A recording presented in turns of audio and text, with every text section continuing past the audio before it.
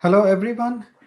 Wishing everybody a very, very happy Diwali. This is Rohit from Antarnaada team. And today we have a really exciting program for you. I have heard one of my Tamil friends say that there is a saying in Tamil which says, you can have good food, but if you don't have anything good for the ears, it ain't worth it. And so I'm sure you all have had sumptuous meals for Diwali. And now let Antarnada bring you something awesome for the ears. So today we have a galaxy of Carnatic and Hindustani artists. The program aptly is titled Mile Sur Mera Tumhara. And the whole idea here is for listeners of either styles of music dive into the other style and understand it a little more than they do. A lot of prejudices are always there on either sides. I come from more a Hindustani background from the family side. I'm more of a Carnatic artist by my persuasion. And so I have heard all kinds of things. People make comments on either sides, whether it's related to improvisation, whether it's related to the voice culture, whether it's related to how the instruments are played. And this program gives us a great opportunity to really open up our horizons and to appreciate and understand uh, the other style that we may not be the most familiar with. So, welcome again to this program, Mile Sur Mera Tumhara. And I'm going to introduce the artists by their last names alphabetically. So that way we don't have a fight about seniority. Our first artist is Abhishek Balakrishnan. He's our violinist today. He's a Carnatic violinist who plays regularly in US and India. Abhishek is a disciple of violin vocal virtuoso Delhi Sri P. Sundararajan. Growing up in Houston, he was initiated into Carnatic violin by Sri Vitthal Ram Murthy and Srimati Rajarajeshwari Bhatt. From several years, Abhishek received valuable advanced guidance from AIR violinist Kalaimamani Srimati Usha Rajgopalan. Abhishek has been present in concerts in the Chennai December music season annually since December 2011. He has given over 300 violin performances around the world, both solo and accompaniment. In December 2014, Abhishek received the Lalgudi Jayaraman Award from Sri Krishna Gana Sabha for his merit-worthy violin accompaniment. Since 2017, Abhishek has been invited to perform at the Music Academy Madras as a part of Spirit of Youth Music and Dance and HCL concert series. Thank you very, very much, Abhishek, that you are with us today. Our next artist is a Hindustani vocalist, well-known vocalist in Austin, Manasi Joshi Singh. Manasi is an Indian classical vocalist, well-versed with many other genres, such as film, ghazal, devotional, and Western music. She is a disciple of renowned classical vocalist Pandit Vikas Kasharkar. She also has learned from Bidushi Arti Ankarikar. She has master's degree in music and is a registered music teacher for Akhil Bharatiya Gandharva Mahavidyalaya and Sarva Bharatiya Sangeet O Sanskriti Parishad. She performs via various cultural platforms and accompanies her gurus on their concert tours. She has recorded a rag composition for her guru, Pandit Kasharkar, Omkar Adinad. Mansi recently became an Indian Raga Fellow as well. She teaches music in Austin and has been associated with Shiksha Cultural School at Radha Madhav Dhan. Having published a book about the pioneering classical violinist and vocalist, Guru Pandit Gajanan Bua Joshi, titled Bowing the Vocal Cords, she also collaborates with local Austin music organizations and artists. She co founded the Indian Music Society of Central Illinois. She also pursues various fine arts like graphic art, painting, sketching, poetry, and writing. Having learned Bharatanatyam for 7 years, she appreciates the art immensely. When not in art mode, Mansi is into IT project management in Austin. Thank you very much, Mansi, to be here. Welcome to this program for Antarnada. Our next artist is Shiv Nayampalli. He is a well-known tabla player in the Central Texas and the USA. Shiv Nayampalli first learned tabla from his uncle Padma Bhushan Pandit Nikhil Ghosh and is currently undergoing advanced training with Sri Gauri Shankar Kormakor. She has accompanied many artists, including Srimati Lakshmi Shankar, Pandit Jasrajji, Shujat Khan, Irshad Khan, Dr. L. Subramaniam, and Ashish Khan. Thank you, Shiv, to be here today. The next percussionist today is Balaji Narasimhan. Balaji Narasimhan is a very well-known figure again in Central Texas and USA. Sri Balaji Narasimhan, a B-grade artist of All India Radio, is a professional mridangist from Srirangam, Tamil Nadu. He had his initial training at the age of 8 under Sri Hariharan. His tutelage continued under late Sri Embar Lakshmi Narasimhan and Changanacheri Sri Harikumar. After his Arangetram in 1987, he began accompanying many artists for vocal, instrumental, and dance programs in various sabhas in India. He was the recipient of the Cultural Talent Search Scholarship from Government of India at the age of 13 for advanced training in Mridangam. He has had the privilege of accompanying well-known artists like Sri N. Ravi Kiran, Srimati Bombay Jayashree, and late Dr. N. Ramani, among many others. He came under the tutelage of the popular Mridangam maestro in Chennai, Sri Karaikudi R. Mani, before relocating to the United States, where he continued his musical journey. Although Balaji is a full-time software engineer, he has dedicated the past 20 years to serving the Indian classical music community of Central Texas. His involvement in promoting the India fine arts has ranged from working to improve thalam control in students preparing for Arangetrams to going out of his way to get involved in musical fundraisers across this region. Thank you, Balaji, for being here today. We have our next vocalist, Carnatic vocalist, Nandita Padmanabhan. Nandita Padmanabhan is an A-grade artist of All India Radio.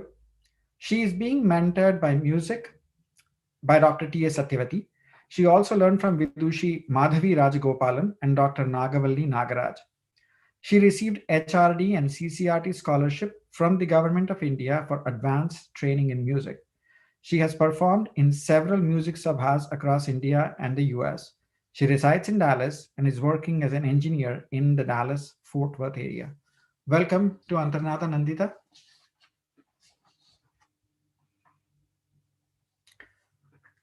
We have a Hindustani flute player today with us, Ravindra Saraf. Ravindra, welcome to this program. Ravindra took his initial lessons from Sri H.P. Poddar of Gandharva Mahavidyalaya. Later, he became a disciple of Pandit K.P. Shenoy, a veteran flautist from Bangalore. He has also taken guidance from well-known flautist Pandit Sunil Kant Gupta and Pandit Indrajit Banerjee. So welcome Ravi again to this program. And as you can see, we really have a great set of artists today with us. And we will have this program in multiple segments.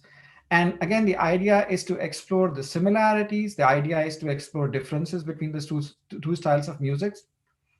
Unfortunately, with COVID, we all cannot be in the same room, and these artists cannot sit together and really collaborate and jam.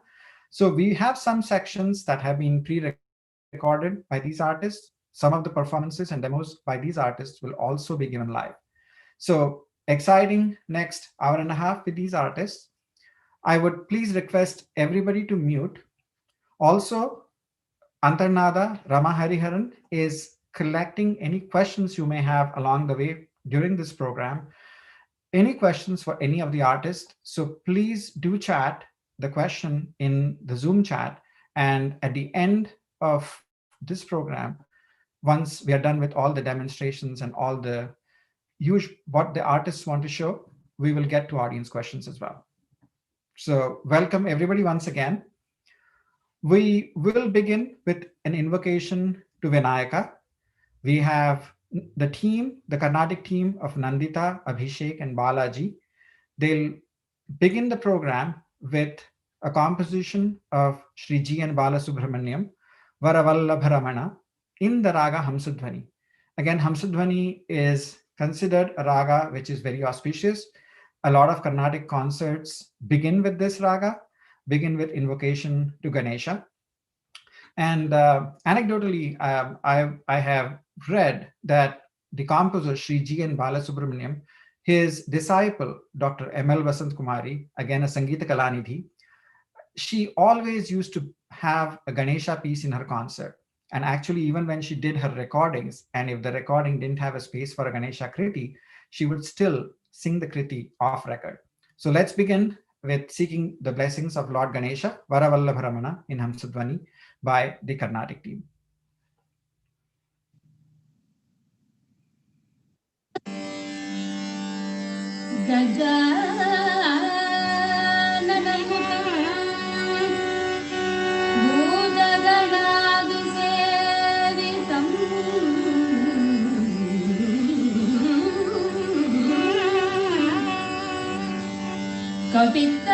कपित्तजम्बूफलत् सारभक्षितम्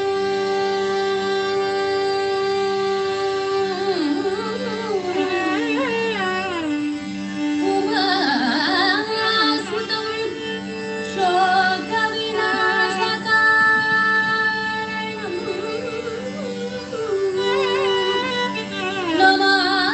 Namami Vighneshwar पादपङ्कजम्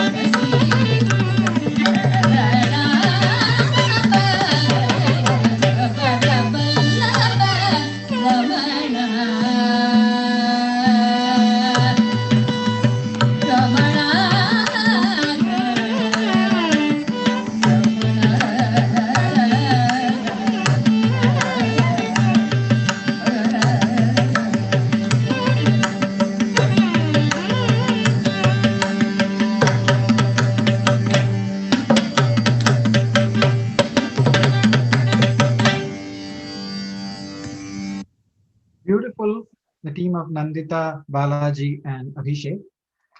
So this raga, as I said, Hamsudvani, is an import into Hindustani from the Carnatic style.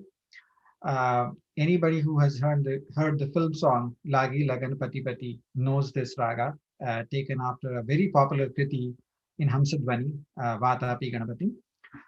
So let's see how Manasi interprets this raga in the Hindustani style. And she's presenting a couple of pieces here. She's presenting what one would call as the Chauka Kala or the Vilambit in Hindustani in that tempo. And then she has a piece that is in Drut, which is a fast tempo in the Carnatic style. So we will now hear to Manasi singing Vilambit and Drut in Hamsadvani.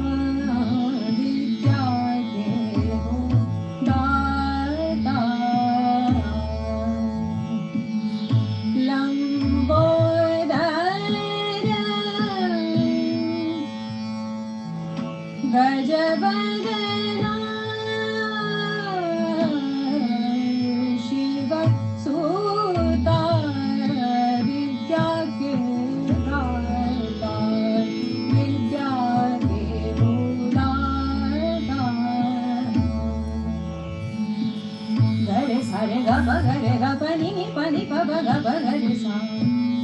Sa re ga ba ga re ga ba ni pa ni pa ba. Sa ni pa pa ga ba ga re sa. Sa pa sa ga re sa ni pa pa ga ba ga re sa. Sa re ga re ga pa ga re sa. Vidya ye udata.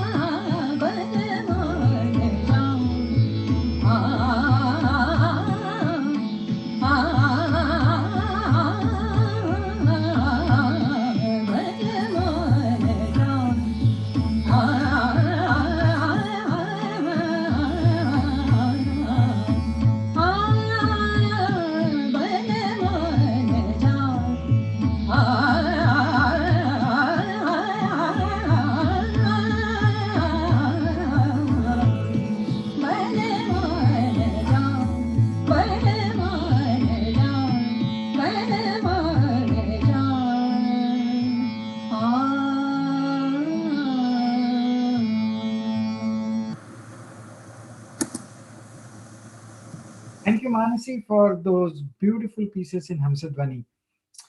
And Nandita, at this point, I would like to ask you a question. Uh, as your Carnatic trained ears were listening to Manasi performing both the Vilambit and Drut, for the raga, like, I mean, the way it's treated in Hindustani versus Carnatic, what are just a few differences that kind of came to your mind instantly, saying, hey, I do this very differently than what Mansi was doing? Hello, namaste to everyone. First of all, I would like to thank Antarnaada, Rema, Hariharan, Rohit for curating this program and inviting all of us. And it's an honor to be part of this esteemed group of musicians. So, coming to your point, Rohit, I was just immersed in Mansi's rendition. It was so beautifully rendered. One thing that did catch my attention is her use of Vilambakala. So in Carnatic music, Hamsadvani, generally we do not sing Vilambakala kritis. There's not very many. Mostly you will see that it's sung in Madhyamakala, which is the faster tempo. And when you see Hamsadvani rendered in Carnatic concerts, it's usually a Mangala Kriti in the beginning of a concert as a prayer to Ganesha. And like I mentioned, it's mostly in a faster tempo. It gives a very bright start to the concert.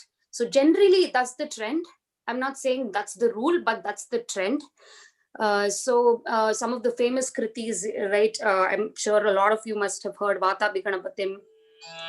Vatapi Ganapatim Bajekam Vatapi Ganapatim Baje. You see a lot of Madhukala Sancharas there. And something else I can think of is Vinayaka Ninu Vina Prochuka Vinayaka, a kriti that was made famous by GNV. So a lot of these Madhyamakala kritis are there, very, very few, if not any actually, in Vilambakala. So that's one thing that really stood out in Mansi's presentation, where I could draw comparisons with how we do things in Carnatic music as far as Hamsadvani is concerned. And for a fact, we can also mention that Hamsadvani came to Hindustani music from Carnatic music. And then, as far as similarities are concerned, you can see that uh, the way we handle swarams or the notes can be flat in Carnatic too. Though Carnatic is mostly Gamaka oriented, in Hamsadvani we do both. I can demonstrate both of them for you. So this is the scale of Hamsadvani. Sari ka pa ni sa, sa ni pa ga ri sa. That's the scale. So if I can add some gamakams here. Sari ka pa ni. You can add some gamakam in Gandhara too. Sari ga, sari ba ga, pa ni, sa ni, sa ni. Sa sa ni pa ga re sa ye sa. So that's another flavor you can add to Hamsadvani, but it's actually perfectly okay to sing it with flat notes too. Like for example, sa ri ga pa ni sa ni pa ga ri sa. Sa ri ga pa ni za ni ga ni pa ni pa ga re za ni ba ga ri. A lot of flat phrases, flat notes there too. So when Manasi was singing, it sounded very much similar to how we render Hamsadvani because of the usage of flat notes. So yeah, that's what I could infer from Mansi's rendition. Beautiful, Nandita. First of all, thank you very much for giving that beautiful demo as well, on the differences, and especially you showed the gamaka part of the Hamsadvani and how you can render Hamsadvani raga with gamakams as well. Manasi, I have actually exactly the same question for you. We started with Nandita's piece, and as she was racing through Varavallabharamana, what was your, I mean, what triggered in your mind from the difference in terms of Hamsadvani, the way you handle versus the way you saw she was handling it? Yeah. Thank you, Rohit. Hope everyone can hear me okay. Yes. Okay. So I know Nandita already did the honors, but I too, all I can say is I'm really happy to be a part of this beautiful Mile Sur Mera Tumhara. And indeed, this has been a learning experience for me, and more so as we go through the concert today. So um, I've been listening. I listened to the opening of Nandita, and uh, basically, the main thing that came to my mind was, as she said, Hamsadhvani used in Carnatic mainly as a sort of opening, or the Mangalakala ragam, and where you're basically praying to Lord Ganesha. So listening to that composition, first of all, it really brought that, that grandeur of, how an invocation would be, that, where you're praying to the deity to make sure the rest of your auspicious event continues. That said, I think Nandita, you beautifully pointed out about the, things that was different, and the comparison. It being sung in that madhyam, or madhya laya, as we call it. Definitely it goes much faster as compared to the way I did it in Hindustani. That said, in Hindustani as well, I mean, I have seen both ways of presenting it. I have seen some of the, especially some of the musicians coming from the gharanas such as Jaipur Atroli, or if you take Ustad Amir Khan Saab, and for Jaipur Atroli, if you take Kishori Amonkar ji, they have definitely used Hamsadhvani as a very, very vast, canvas. So they have really expounded on Hamsadhvani. Um, Whereas I have seen very short renditions of it done as well. So I think definitely the gamakam portion, as in the heavy sort of, the shaking of the sur, and giving it that uh, extra sort of three dimension, that is definitely something that I could notice. That said, in the Hindustani side of it, yeah, while we say there is the use of the flat note as, or the gamakam, I just want to, I don't know if that is sort of a technical thing, or I think although we use the flat notes, but where the variation is brought is through the use of more what we call the meend, which is sort of more the swinging, like, between the notes. So if we do something like, mm, one second, I'm just going to put the,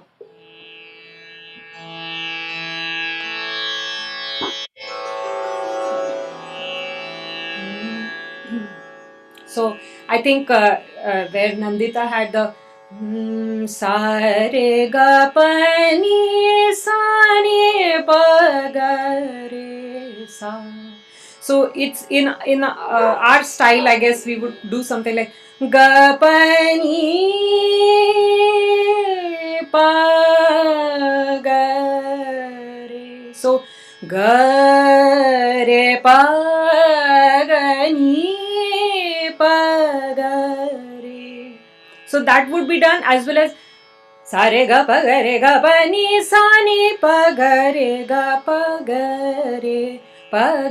re sa. So something like that. And another thing I actually just noticed was, when you did the Arohan in Hamsadhvani, the sa re ga pa. So that Nishad, I think I spoke with you about this too, Nandita. That Nishad in the Arohan, it felt to me that it was a little even more closer to the Shadja, the higher Shadja. Whereas in the Hindustani, I think it's slightly lower. Sa re ga pa ni ni sa. But I think I could just get a tad subtle, difference. But that said, definitely scale set is the same. And just one small thing to add, there is another rag we sing, which also is borrowed from the Carnatic system, which is the Shankara. So we just consider that in Hamsadhvani, if I just add the Dhaivata, then I'm basically doing Shankara. So we have to be careful when we do the ni pa. If I do ni pa, something like that, I think I might hit Exactly. Shankara. So I have to be Correct. careful there. Right. Okay, beautiful. That's a very interesting point. I just like to mention about that observation you had, Mansi, about the Nishada touching Yeah. more towards the Sa. I think that's probably because here when we sing with the gamakams, Sarvi ka pani. So that gamaka is touching the Sa and Ni, Sa and Ni. So it Yeah. kind of goes around. So it makes it sound more like it's almost touching Sa.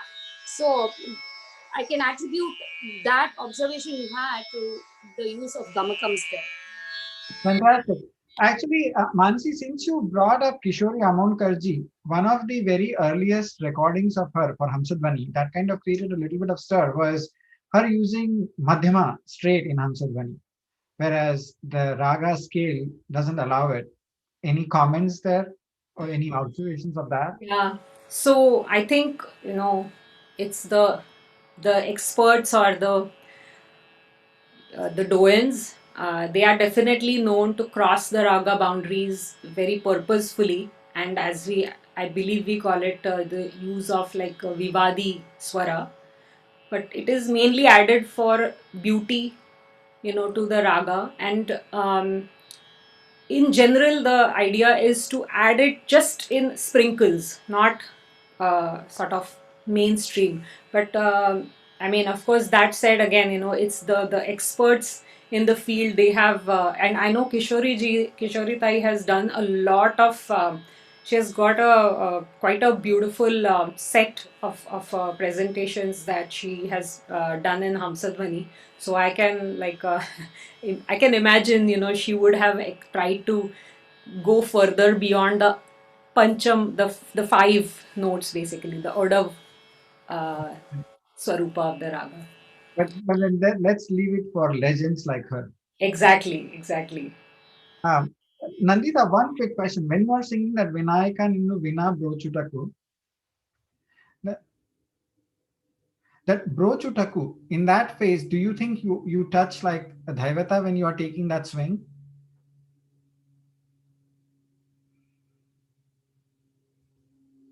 We can't hear you. You are muted. Gapanisa, Gapanisa, Vinayak, Vinayaka. That's how it is. Is that the part or Vina brochutaku. That bro, brochu? Paga, bro. It almost sounds to my ear sometimes. nipa, paga, nipa. Um, Bro, paga, bro. paga. It almost sometimes. Da would sound paga, da, paga, It da. That almost is sounds the like da. that. I do. Whenever Bro. we teach this ragam, we're very intentional about instead of paga dapa going to paga sapa all the way paga sapa instead, so that Yeah. you kind of exaggerate it so that you don't give that daivatam there. Right. I don't think there is a tinge of Daivatam there, Rohit. Maybe in the Vinayaka though, the first drawing. Vinayaka Gapanisa. No, Yeah, that's probably clear. there's But more. sometimes, like when you hear that kind of a phrase, it almost gives you a fleeting impression of Daivata in the when you are taking the if you take the note sometimes. But anyway, both styles have, as you can all hear, the differences in the way they embellish the notes. Yeah. And let's kind of explore this actually aspect a little further and see what uniqueness the gamakas give to the a Carnatic presentation. And I think both the Vidushis today, Nandita and Manasi, have chosen a scale that either parties recognize very well, but you may not guess the transformation straight away. So Nandita, let's begin with the king of ragas in Carnatic music, Todi. This is a raga where I think all the notes are allowed gamakams in it. And again, the name is same as Todi. In Hindustani, there is another entirely different scale called Todi, which is very much close to the Carnatic Shuvapantu Varali. But here we are taking the Carnatic Todi. So Nandita, it would be great if you can demonstrate, the gamakams of Todi and phrases of Todi which employ these gamakams, in various capacities of the note. Right. Yeah. Yes. Rohit, like you mentioned, Todi is indeed the king of ragas in Carnatic music. There are a few reasons for that. It is a gamaka Varika Rakti Raga, which means that it is a raga which is heavy on gamakams to enhance the melodic beauty of the raga. So the scale goes like this. Sari ga ma padani sa sa ni da pa ma ga ri sa. I'll repeat this. There's a different variations of gamakams also, if you notice. Sari, sari, sari, ga, maga, maga, maga, ma, pada, pada. It's oscillating with the bunch mum there. Ni,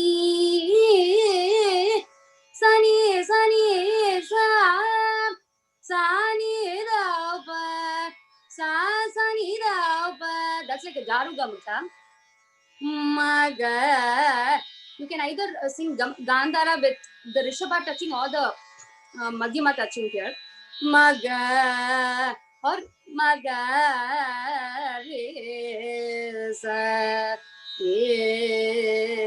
You can also sing it flat or with Gamakam there.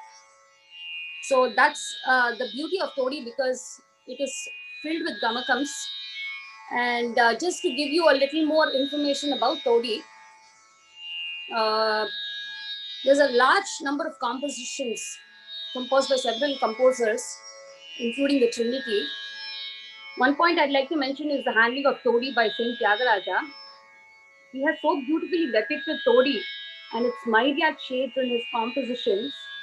So for beginners, if you want to master Todi, all you have to do is analyze his compositions, replicate and try to sing some of the sankaras that he showcases in his compositions, and that will be a great starting point to build your Manodharmam. And another point that I'd like to notice about the handling of Todi by Saint Tyagaraja, he has a composition that starts on every note. That is Sa. I can give the list, but due to lack of time, I will not get into that. But he has composition that starts from Sa, Ri, Ga, Ma, Pa, Da, Ni. And some of the gamakams in one of the compositions by Tumhara, it's called Gajavadana. The use of ga and its gamakams in ga has been very beautifully showed in the Chiteswaram. I think just sing that for you. I think if you just sing that Chiteswaram, it pretty much covers all the aspects of Gandhara and its gamakams there. Ga re sa ga re ga ga ga mama ga re sa ga re ga re ga ga re ga ga sa ga re ga ga ga ma ga pa ga sa ga ni ga ma ga ma ga ma ga ma ni ga ga ma pa ga ni ga ga ma ga ma pa da ni ga ma pa da ni sa ni ga ma ga ni sa ni ga ri ni ga ma ga ma da ni ga ri sa ni da ni sa ga ri ni da ni sa ga ma ni da ma ga ri ni ga ja. So that's a very beautiful demonstration of the Gandharam and its gamakams and how you can gama padani ga gama padani ga. The vast array of things that you can bring about in Todi is really it's really amazing, and usually that's the reason all artists would generally take up Todi as a main item in the kitty, because it allows for a lot of expansion. And one other point I'd like to mention is, though it is full of gamakams, you can throw in a little bit of flat notes here just as tadka, to enhance the flavor of Todi. I'll just demonstrate that a little bit. I'm singing in Mansi Shruti because I just wanted to keep that forward. Didn't want to change the Shruti well.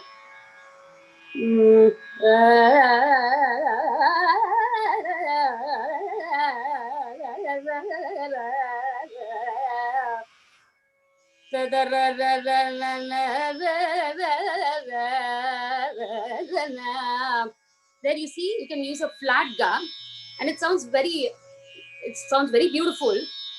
And but again, I have to say this, that it should be used sparingly. And like I mentioned, just as tadka, it should not be used a lot. Otherwise, it doesn't bring out the essence of todi and its kamakams.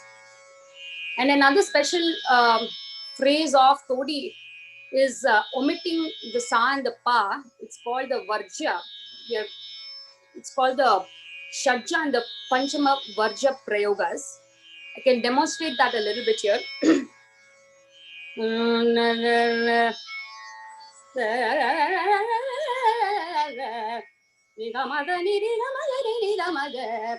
See, you see that I did not sing Panchamam and the Shadjam there. So that's a very unique phrase in Todi.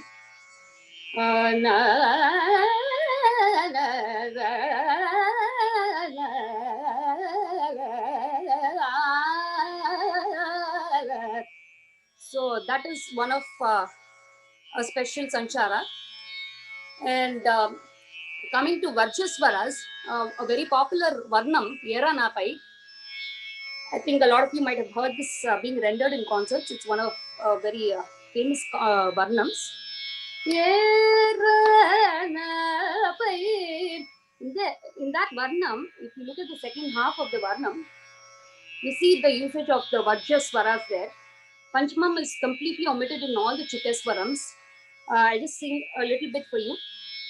Gani matalu vininta sasamiyalagama gari nirisa gari sarigama gani magadalu vininta sasamiyalagani damagama damagadi sanisa gama dani sani damagama dani matalu vininta.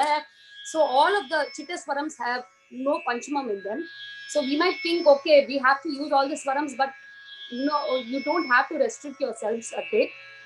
You can explore a lot of different variations by omitting such notes, either the Sa or the Pa.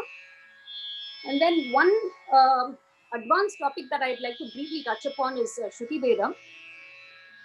So, Shruti Beda is a very unique concept to Indian classical music. I believe it's also there in Hindustani. So, Shruti Beda is the process of shifting the tonic note to another note in the ragam. So, you're pretty much shifting the bass, which is the shadjam, to another note in that raga. And if you do that and they sing the same raga, it results in a different raga. So, I can demonstrate that in Todi. So this is a scale of todis. Re ga ma pa da ni sa ni da pa ma ga re sa. Re ga ma pa da ni sa re sa ni da pa ma ga re. So if you make re as Rishabha as the Shadjam, re ga ma da ni da ma ga re. So that's how it sounds when you sing Todi without the Panchamam. Now if you make the Rishabham as Shadjam, so that becomes a shadjam. Sa ri ga pa ta sa da pa ga ri sa. So if you can identify this, it's Mohanam. So that's how you can interleave another raga into Todi. And again, there's a lot of debate about using Shruti Vedam in Carnatic concerts. But again, this should be used very sparingly because it spoils the mood of the Todi, which we might already be immersed in. But this aspect, I thought I would just show it to you.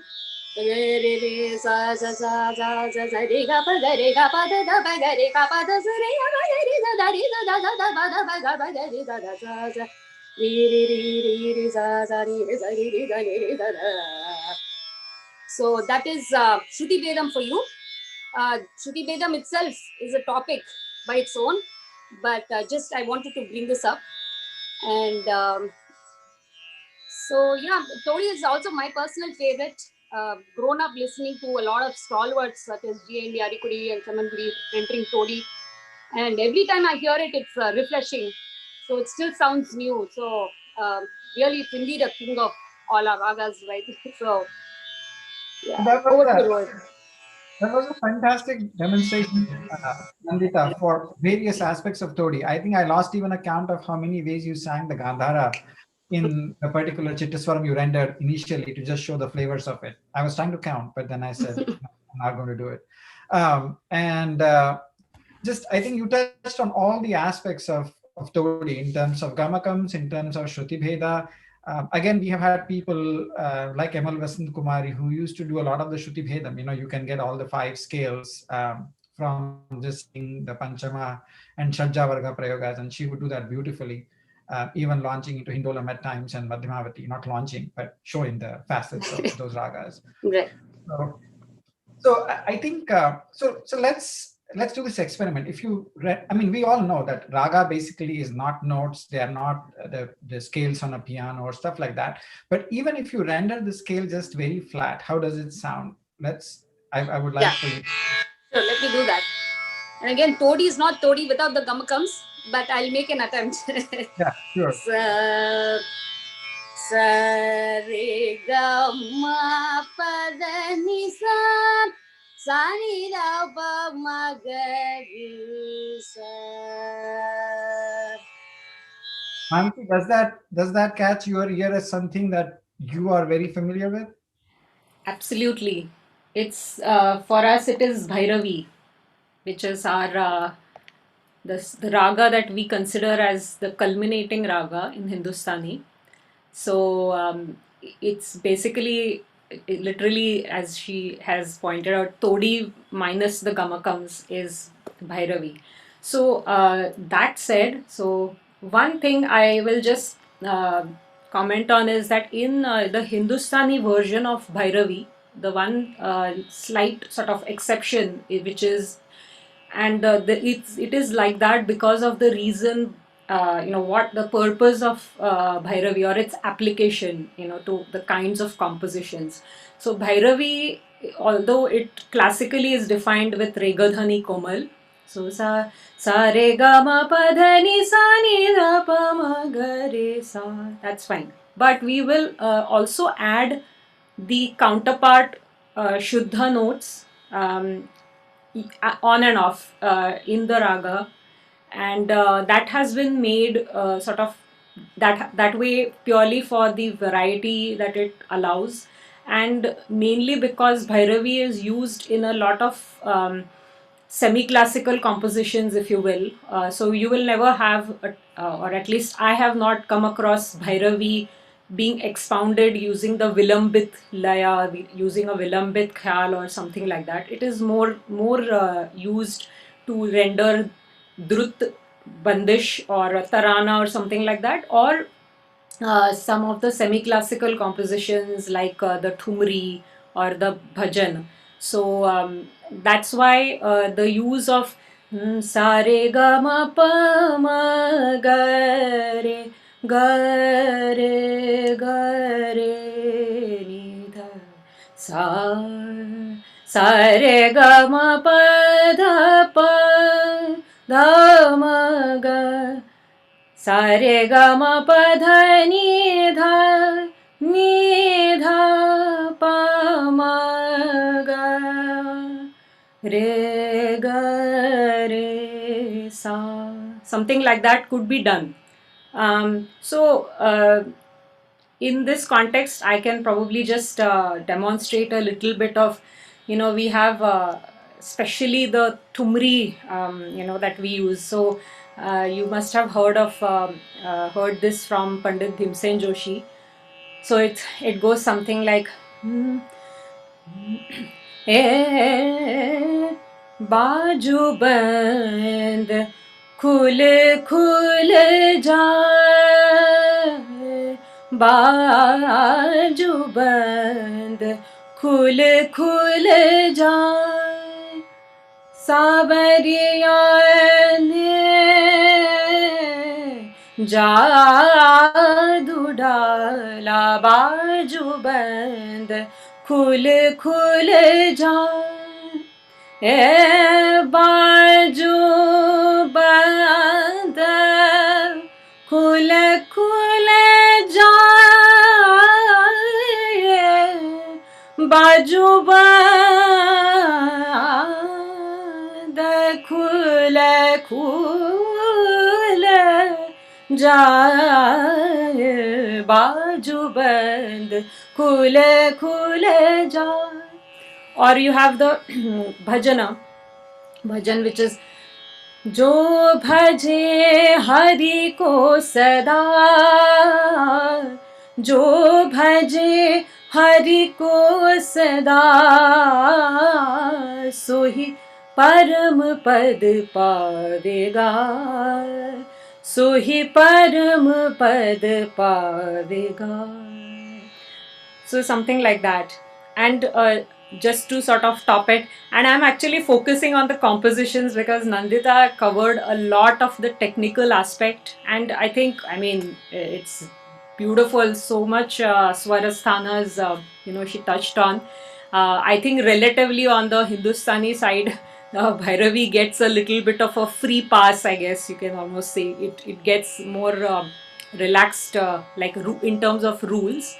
So the sort of classical compositions that I just know are like, there's something like पन घट पे जल भरन री मैं कैसे जाऊं पन घट पे जल भरन री मैं कैसे जाऊं देखो री देखो कैसो ढाड़ो कारू कन्हाई पकड़त मोरी कलाई खिंचत अपनी ओर डार डगर लाई मैं तो लाज शर्म बीच डगर अब मैं तो हारी हारी पन घट पे जल भरन री मैं कैसे जाऊं. Then ओदे तनन तन देर ना दी मोदे तनन तन देर ना ओदे तनन तन देर ना देर ना देर ना देर ना दीम दीम तनन दीम तदरे दानी दीम दीम तनन दीम तदरे दानी ओदे ना दे दे तोम तनन तनन Ode na de de tom tanana tanana ode tanana tana de re na. So something like that.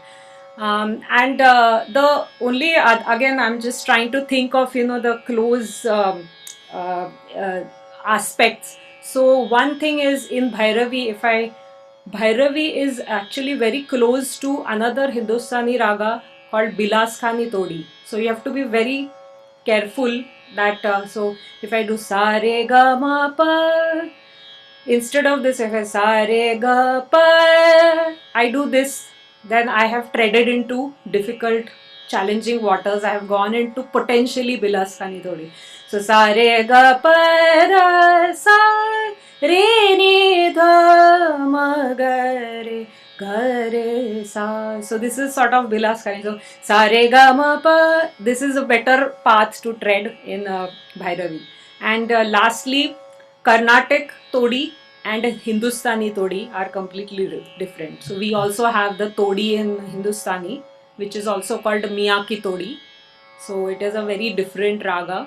It has a, it will completely create a different effect. So That's the scale, I think, Carnatic, which is known as Shubhapantu Varali. yes, Shubhapantu Varali, exactly. Correct. So, I'd like to just chime in quickly here. Yes, While yes. I hear Mansi's beautiful singing of, our version of Todi, I would also say that, what she sang was very close to Sindhu Bhairavi that we sing in Carnatic music. And it also employs a lot of the foreign notes.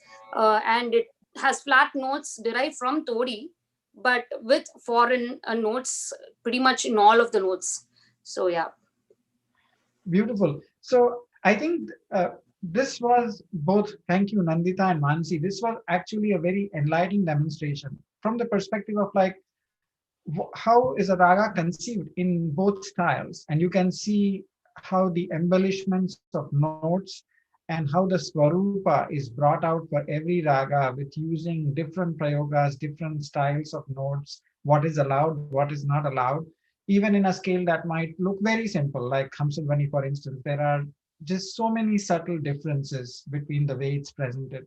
So, so I hope everybody who's listening to this program, finds all this very interesting and also at the same same time, it opens up vistas to listen to the other styles if you people have not listened before. So fantastic demos for both of you.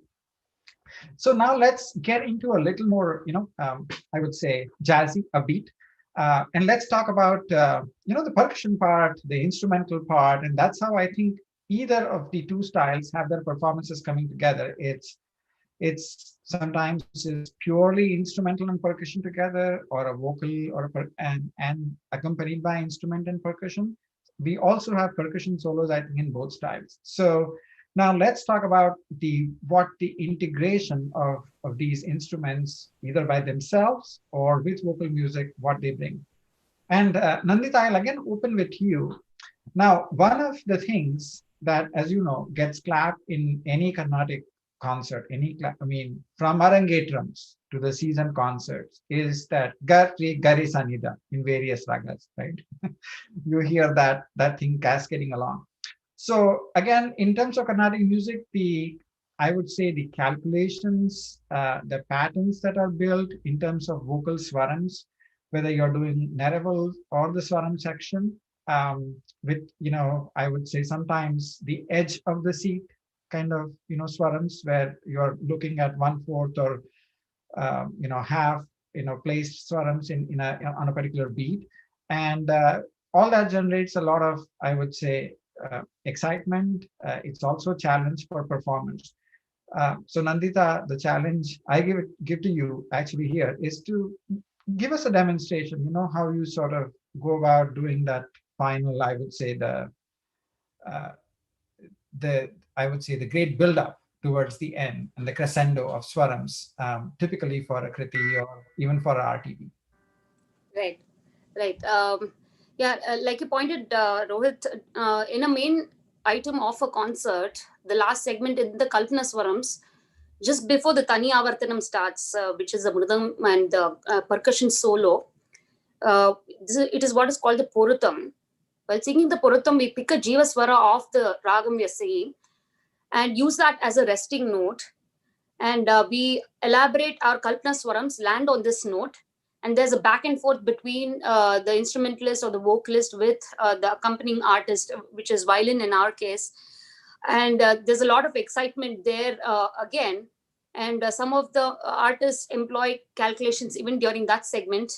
If you sing free flow there, you keep even if you sing free flow or calculation based, you generally start reducing the cycle that you sing and then come back to the resting note.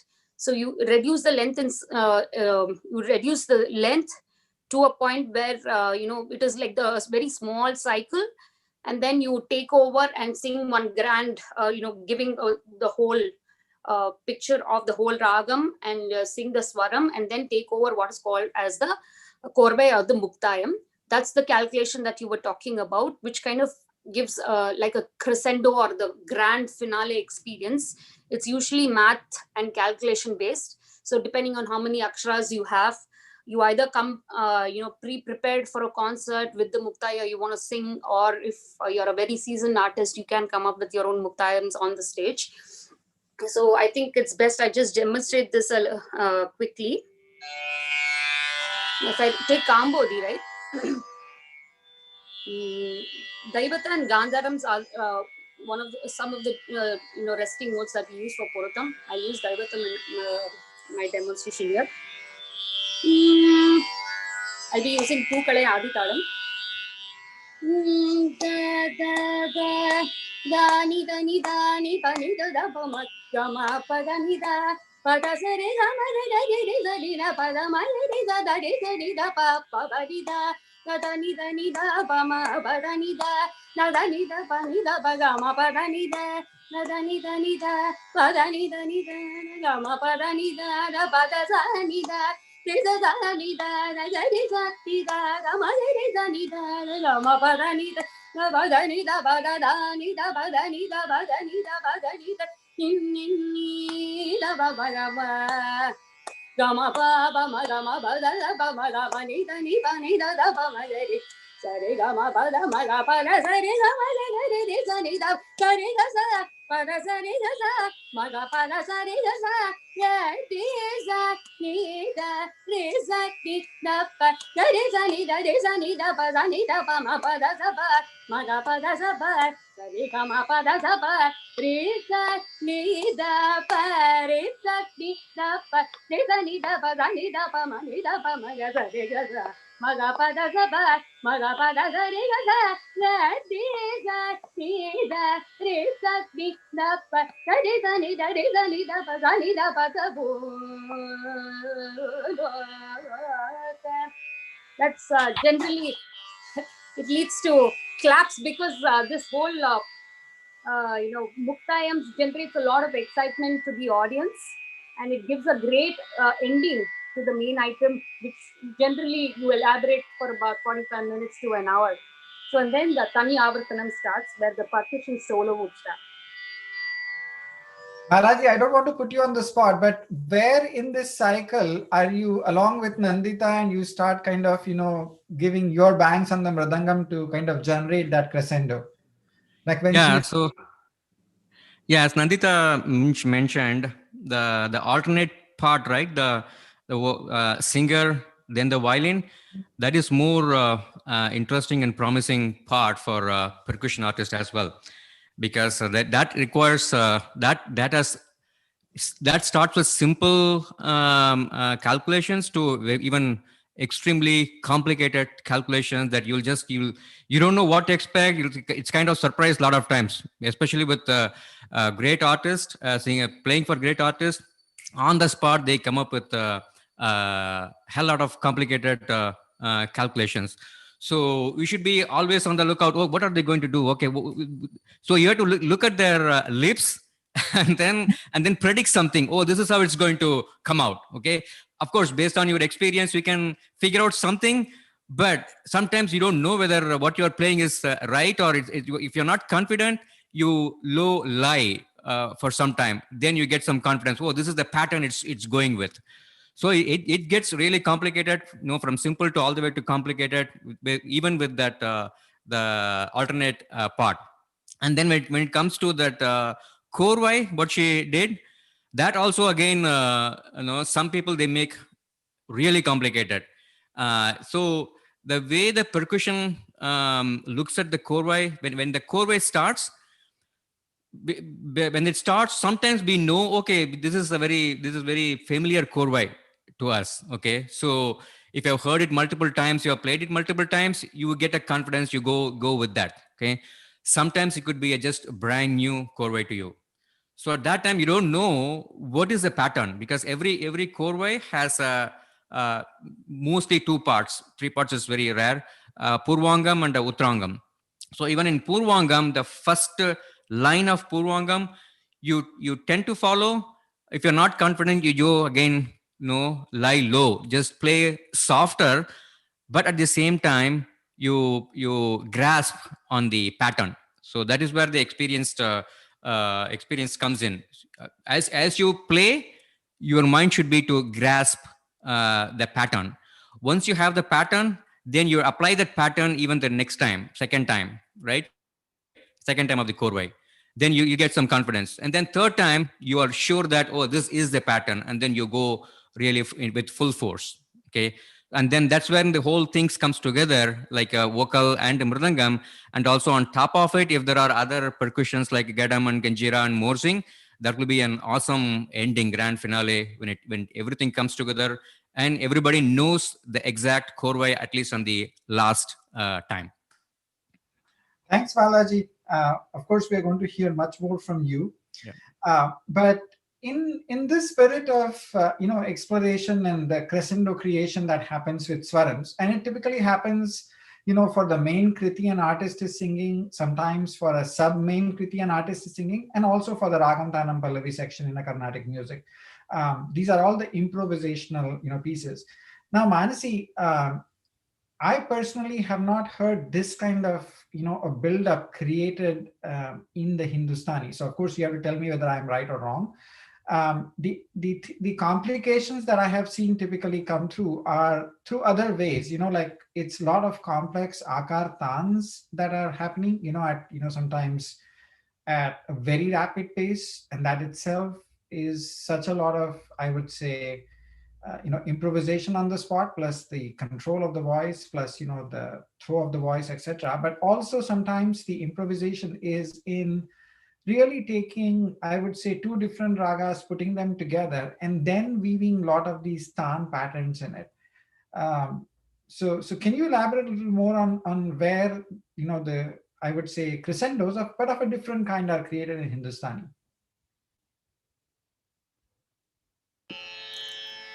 Sure, Rohit. I think it's definitely, you're right. It's not done so specifically in Hindustani systems. But that said, again we have the idea of the different gharanas, right? So each gharana sort of focuses on certain aspects of the certain elements of as we call as the ashtang gaiki. So there are certain gharanas like Jaipur Atroli that focus on a lot of these complex variations or pattern creations, and I think that's one sort of gharana that I can think of. Another one is what we call as Agra gharana, which is also known for doing a lot of what we call sort of equivalent as you can say is laikari. So so if I'm doing something like I think I demonstrated slightly in the Hamsadhani, but of course since it was a short demo, I didn't really go too much into it. But I'm trying to just do this in using Rag Bhairav. Hmm. So if I'm doing some Vilambit ख्याल है बालमवा मोरे सैया. Now if I just take this phrase balamava more saiya, so if I do in our Vilambit, we have a section where we speed it up a little bit. So that's sort of the medium pace of the Vilambit khayal. And that's where we do something like Balamava more Saya, Balamava more Saya, Balamava, Balamava. Balamava more saya, Balamava more saya, Balamava. So here we are doing it like where we are breaking it into a sort of one pattern which we can say is the start. So Balama. Now this is, we call this also as like a upaj thinking thought process, which is like you choose a pattern, a basic pattern, a seed, and then you expand on that seed, and that's how you create it. So Balama, Balama, Balama, More Zaya, Zaya. So you can keep hearing it. That pattern is heard again and again. So that is kind of the way we expand. That's one way. And of course, we will also do it using the notes. So, sa re ga ma ba ga ma re ga ma ba ga re sa ni re sa. Ga ma ba da ni dha ba ma ba ga ma ba da ni sa ni dha ba ma ga ma ba ga ma re ga ma ga re sa. Ba la ma ba. Sa re ga ma ba pa da ni dha ba ga ma re ga re sa. Sa re ga ma pa pa da ni sa ni dha pa ma ga re sa. Sa re ga ma pa da pa da. These are of course based on some of what we say alankaras also, but mixing it up. So that is another kind of mechanism.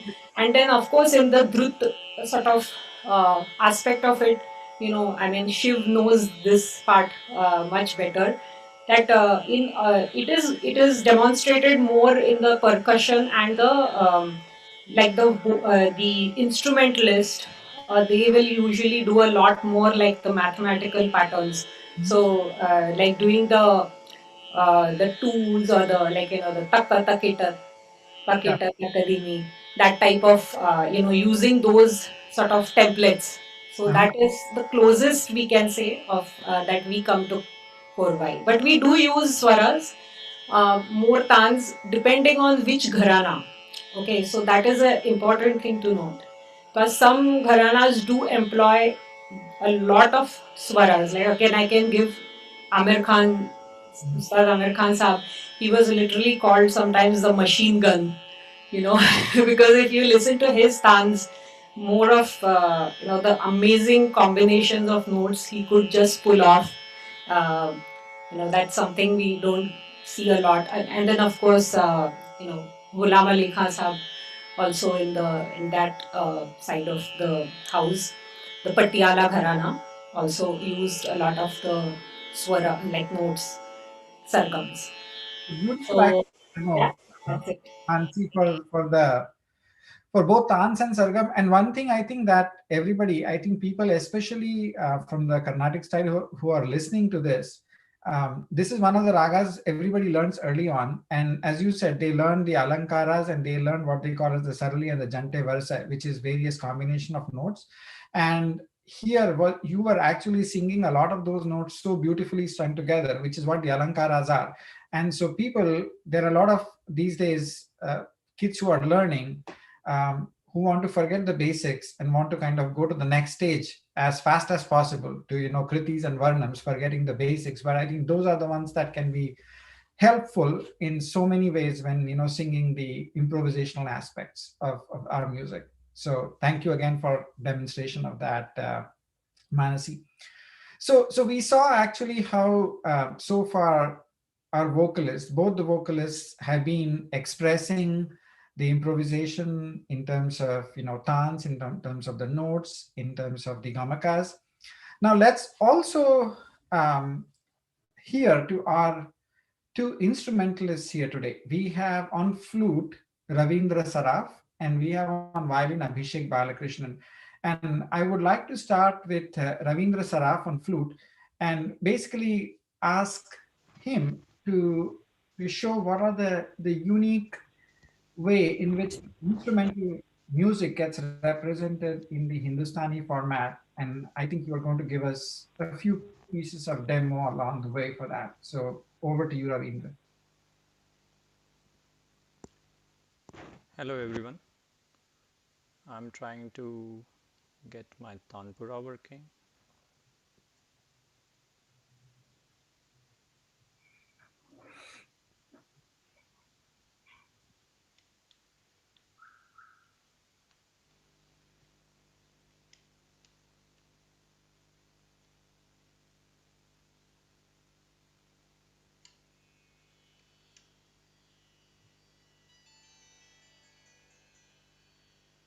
Can you hear it? Yes. Okay, thank you. So uh, we have when it comes to instrumental presentation, basically the theory, music theory that we are sharing is same. So the way each singer has his own capacities, capabilities, and each gharana has its own nuances. So similarly, now each instrument has its own uh, advantages and limitations, and with those limitations and advantages, it creates a different variety of presentation styles um, across all domain. Now, one of the thing that is on Hindustani is the variety of instruments. Those are there for the presentation itself. Right from the ancient veena-based instruments like Rudra Veenas, and then later sitar, sarod, and violins, sarangi, shehnai, and flute. Modern ones like deployment of sliding guitar or mohan veena.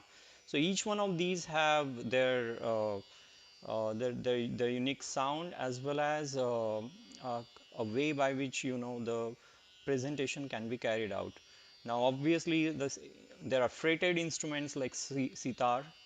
There are frets, and because of which um, of course all means and all possible, but if you take a non-fretted instrument like violin or sarod, it's much more a vocal like presentation that is possible through those instruments just by the capacity of those instruments. uh, I mean, when it comes to presentation, again, like you can present on this instrument either a vocal style or a instrumental style. And again, vocal style, the right word for that would be gayaki anga, because it's not actually the gayaki, but it's kind of representation of what a vocalist can do. And then the other part is the instrumental, which is, you can also call it as a tantrakari, or more of technical presentation. Now, of course, there are a mix of these, and different artists use different things in their presentation. One of the influencing factors in the instrumental presentation, apart from the vocal, which is like khayal like singing, khayal like presentation that Manasi has shown, the other style that probably has derived from Drupad singing is presentation of alap, jod, and jhala. Now, alap is kind of invocation of the rag. It is a slow, non-temp. There is no tempo involved. We are exploring the notes. Of course, people have created different styles in that. Styles as in, like, you can go note by note, starting from the lower notes to the upper notes, and explore the entire rag through that scale. Um, and then sometimes, due to lack of time or due to presentation styles, you want to kind of like right in the beginning you start to show the entire rag. So that's happening is in the rag. The next segment, jod, is really, the meaning is, jod is basically combining something to add something. So there you are now combining the notes together. And one thing that I can distinctively kind of identify there is basically use of gamak. Earlier we were talking about like where gamak gets used, and I think Nandita used word flat, and I would say like I will translate that into a shuddha note with respect to a particular rag, or because again the shuddha is not necessarily the center point of the note, but it is shuddha with respect to a particular rag. So while that is happening and lots of means are getting deployed in the times of alap, and actually even in vocal it is happening at the time of vilambit presentation. Later when it comes to jod, or the second tempo, like what Mansi had in her vilambit presentation, the deployment of gamak starts more prominently, especially with the instruments. So that's use of gamak there to build a laikari that gets used quite widely. And of course, then the other part of laikari is basically creating different. I would use word chanda.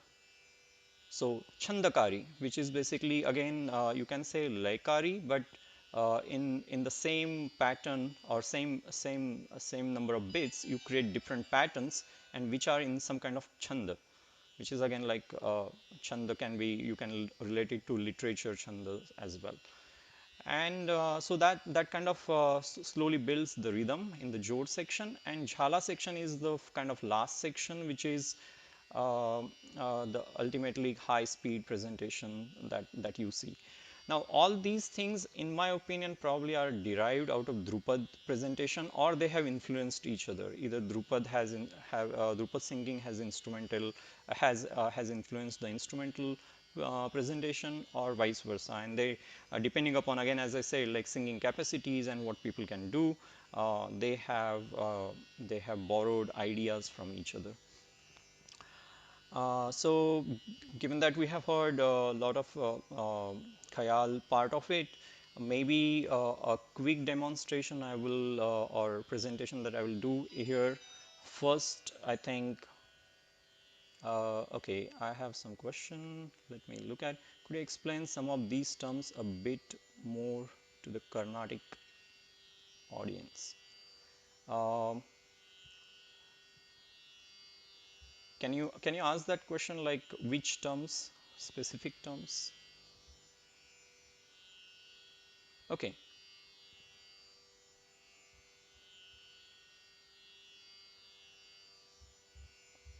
Okay.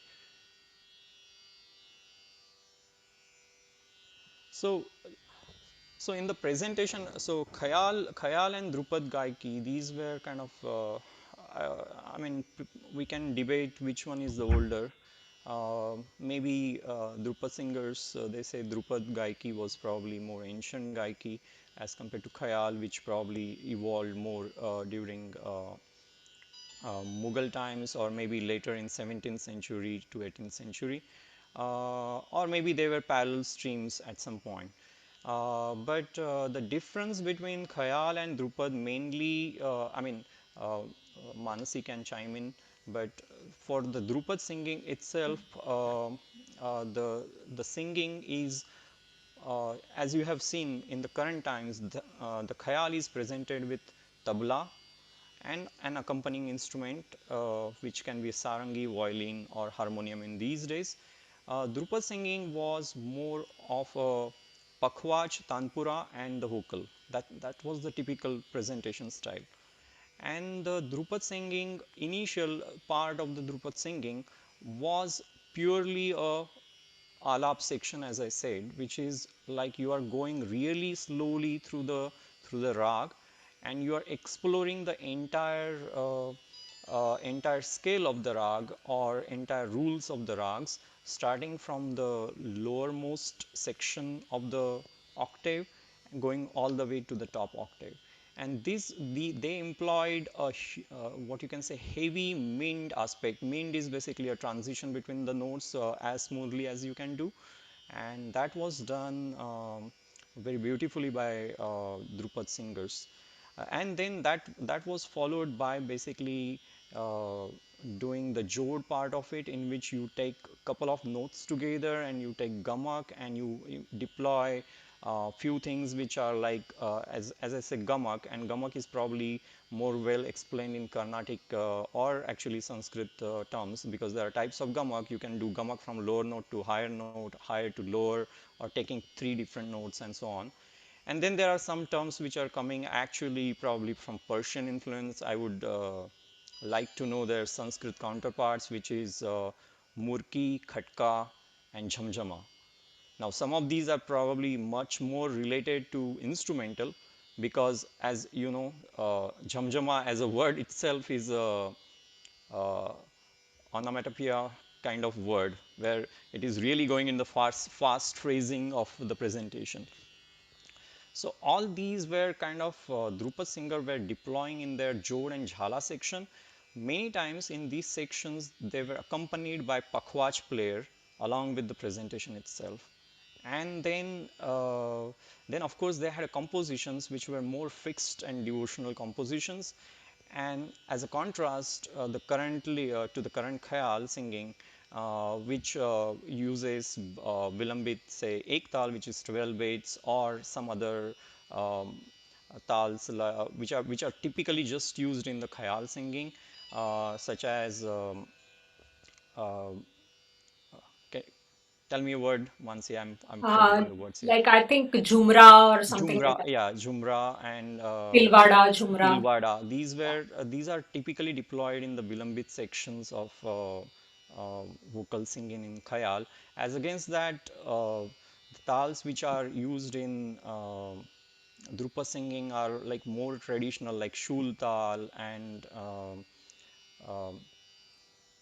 Chautal, These yeah. were these are the some of the different bit patterns, which are the number of cycles these were used in the Drupad singing.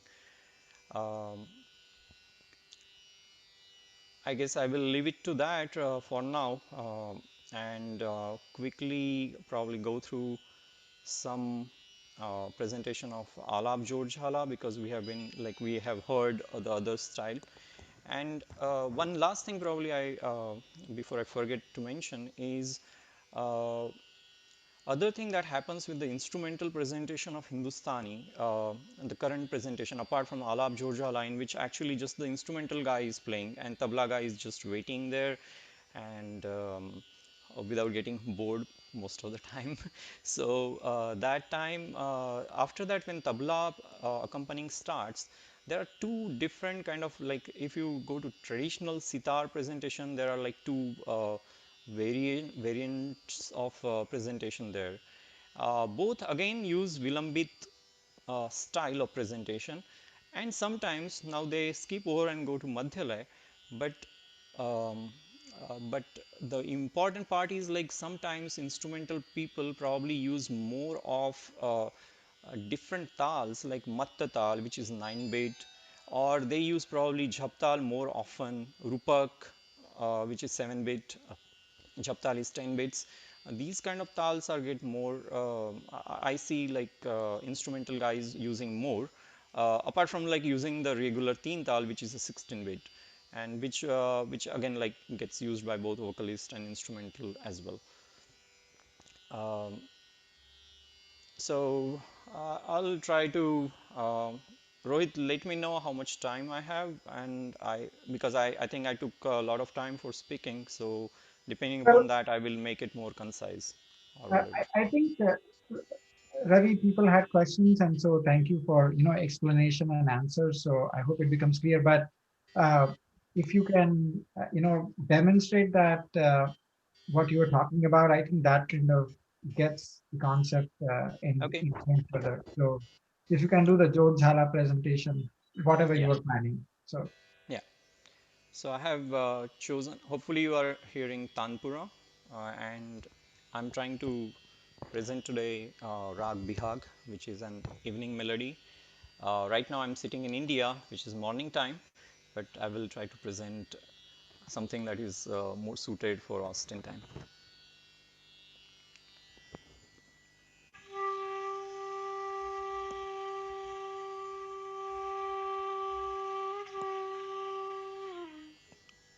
Oh, give me one second.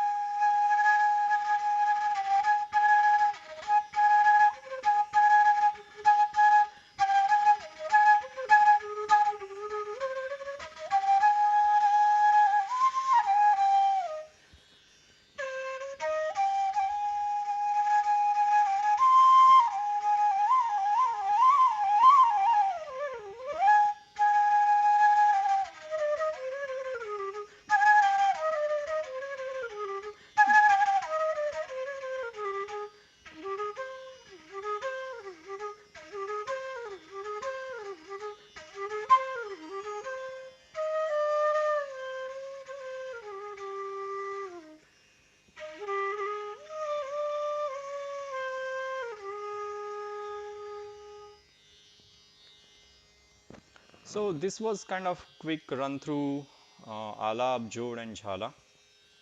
If we have time, we can do something else. If we don't, we can hear from Abhishek.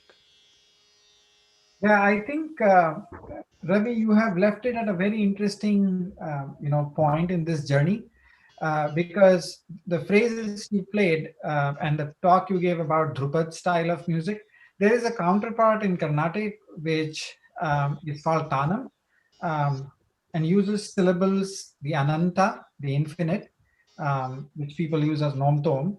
And Yeah. Abhishek, let's turn to you. Um, and you're going to give us a demo of the Tanam.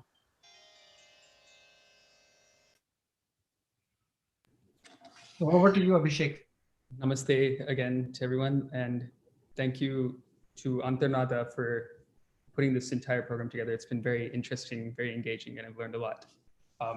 As you rightly mentioned, this is an interesting place to leave off because as we transition from an alap to the next portion that you were playing, it is kind of like an increase in the pace. And so we have a similar concept in the Carnatic system, which is the Tanam. Before I get into explanation of what I know and my experience with Tanam and what I've heard, I'd like to just do a short demonstration of a couple of ragams in Tanam.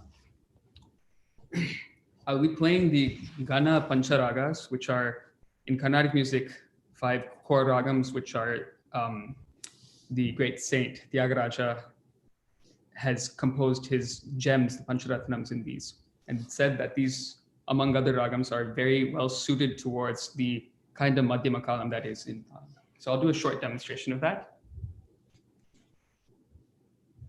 For the Hindustani listeners, the Nate is very similar to Jog. There is not an equivalent of Gaudai or Varali. Shri, in the Hindustani, in the Carnatic style, is somewhat like Sarang in the Hindustani style. Again, there's no equivalent of Arabi.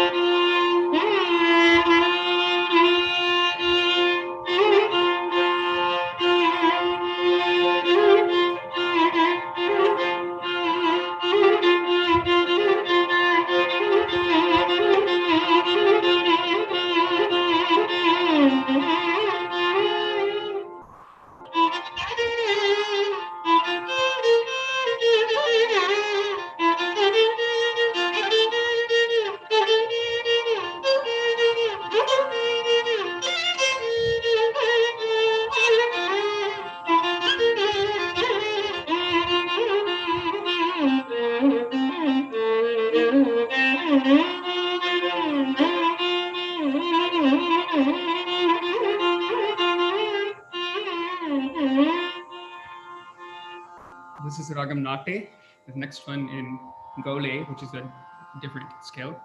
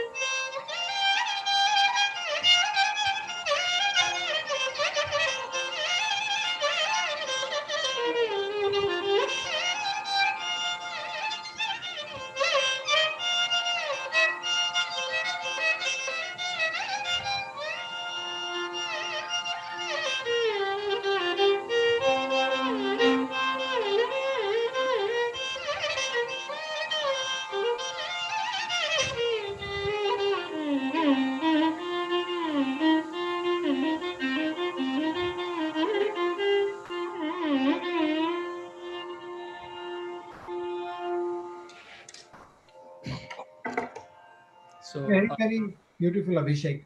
thank you. So just to explain what Tanam is, that was a very short explanation, a demonstration of a little bit of it. So Tanam is, first of all, many people say that it is a Veena tradition. It's something that we've taken from the Veena, and Veena was, whether it's Tanam was created for Veena or Veena was created for Tanam, it's the classic question. However, Tanam has evolved over the years, and today there's so many different styles of how Tanam is done. One of the interesting places where Tanam shows up in a concert is in the pinnacle of improvisation, which is the Ragam Tanam Pallavi in a Carnatic presentation. So the Ragam Tanam Pallavi is primarily an improvisational composition where the musician will take up a single line and do all of the manodharma or embellishment that you can to it. That is Neraval, Kalpana Swarams, Ragamalika, everything. And this is done in one ragam. So prior to the actual Pallavi, you'll do an expansive ragam rendition followed by a tanam. For many of us in the audience, in a long 2 to 3 hour concert or even longer than that, we never know if there's going to be a Pallavi. Sometimes after they've done such a grand rendition of a ragam, say something like Tori, as we heard before, or whether it's Kiravani or Kamboji, Shankarabharanam, any of these grand ragams, some of us are, at the edge of our seats with, is it going to be a Tanam next? And then when they really bring that Tanam there, it really encapsulates the audience, and we really enjoy that moment. As I mentioned, Tanam has evolved over the years. So if we look at my instrument, the violin, there's so many different styles of violin in the past century, especially. And every single great violinist, if you look at the modern legends like the Mysore brothers, or if you look at the yesteryear legends like the Trinity, Lal Guri Jayaraman, MSG, T.N. Krishnan, they all had a very engaging style that they would begin the Tanam with. Just a couple of examples of different ragams. So one of my favorite concerts of Lal Guri accompanying a Pallavi, he'll open his, after a very grand exposition of Ragam Shanmukapriya, they will start the Tanam something like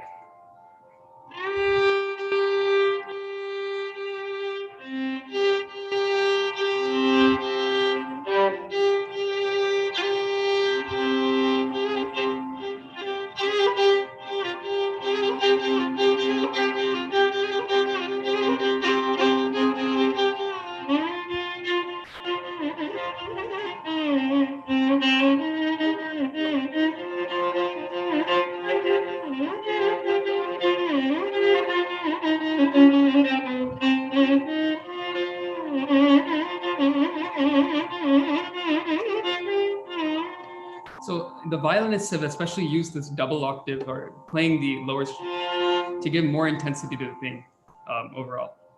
And I'll go into a couple of other examples too.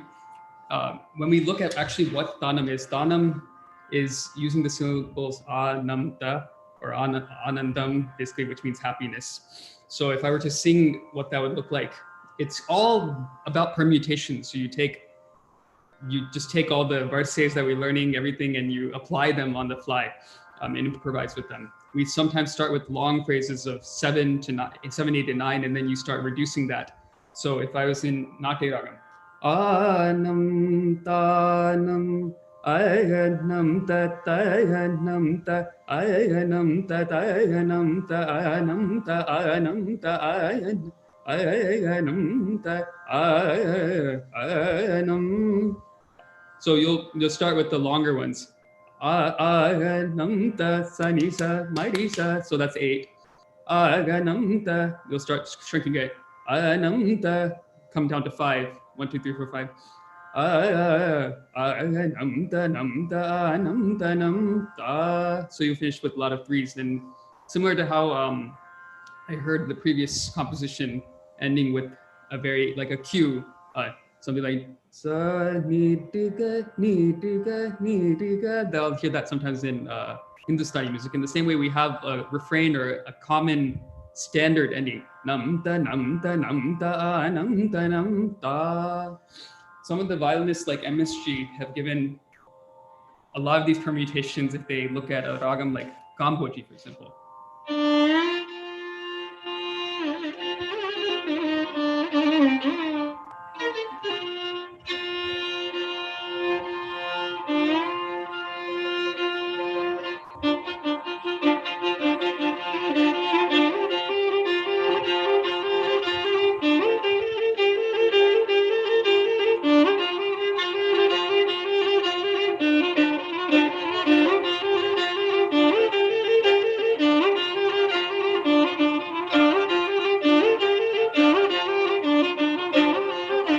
So and so forth. So they'll start this, and so it's interesting is for violin, which is not a traditional instrument, you use a lot of the staccato or the broken. You'll use a lot of that technique, which is heavily emphasized in Western music, but not formally taught until you get to this kind of point. So a lot of violinists of yesteryears like Gautam Venkataswamy Naidu has such a unique and engaging Tanam style using things that we never hear today. So Tanam is an ocean. One last thing I'd like to say about Tanam is that there is two things. So one, in the Navaratri Mandalam tradition of Kerala, you'll have Mridangam play along with Tanam, even though Tanam is, the whole point of Tanam is to create the feel of rhythm with just the melody. There are times and traditions where the Mridangam will join in. And in such cases, you can leverage the Mridangam who's giving you a beat to actually change the nade and stay in a particular nade. So for example, if I was going to take a Kanda nade, then you would have all your phrases are going to be based on 5. So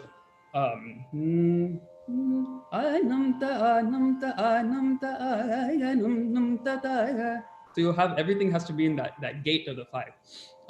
In one of my previous concerts, I've actually played Tisra Nade, which is in a Ragam Vardhani,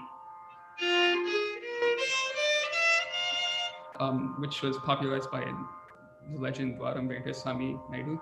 So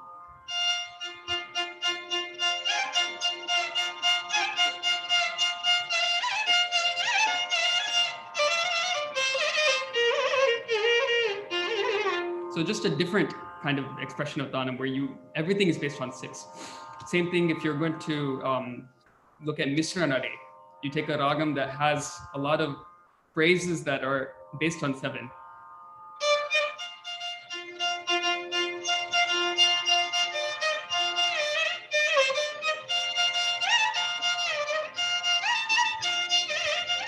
So it's very hard to keep that going, but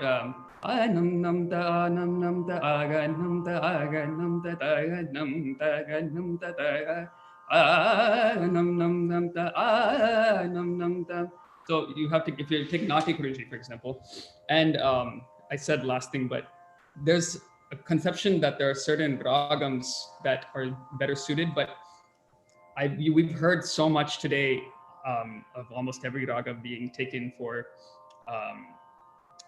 Tanam. So if I was going to take a ragam, even though it's a Madhyama Kalam expression, you can still take ragams that have slower feels as long as you're careful. So if you took like a Nilambari or Ahiri, for example, how would you do Tanam in that? You have to be very careful and just make sure that the ragam keeps on coming back. For example,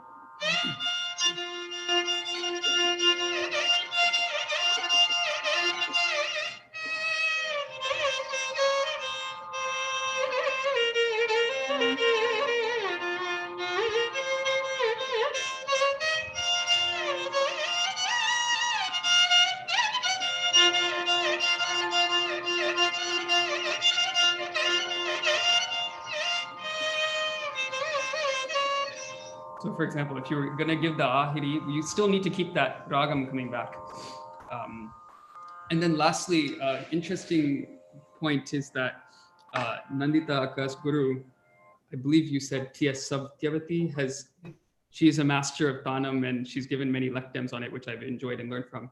One of the points that she's made is that it doesn't make sense to do, the Vilamba Kalam or the slow speed in Tanam. It's all about that Madhyama Laya.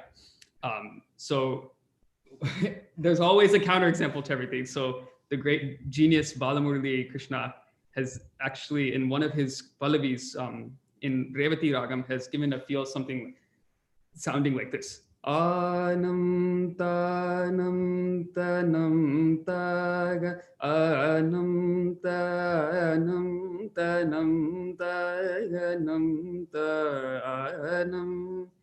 Something that's very similar to like a Rig Veda chanting, or even some of these Hindustani vilamba, or if that's the right word, but Yeah, yeah.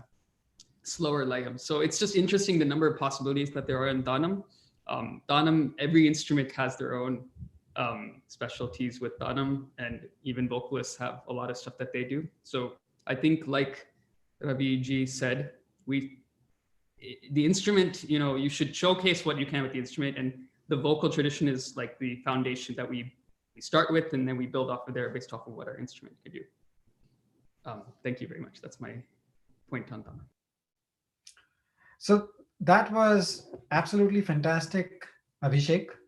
Demonstrating not only the Tanam but all the intricacies on an instrument, talking about all the great players of yesteryears on the Tanam. And of course, you mentioned, I would say, the Tamil meaning of the word Ananta or Ananda, which is happiness. The Ananta means, of course, infinite, and you already showed parts of the infinite in terms of what are the possibilities that are available to do Tanam. And I think this is, again, a great unification from various styles, our style, the Indian style of music, where the Drupad, the Nom Toma Alap, the Tanam all come together in a very beautiful way. So at this point, we are going a little over our allocated time. This topic, as you can imagine, is huge. We wanted initially to go for 2 hours. We haven't yet gotten to some sections of this program, but we would ask you to come along with us.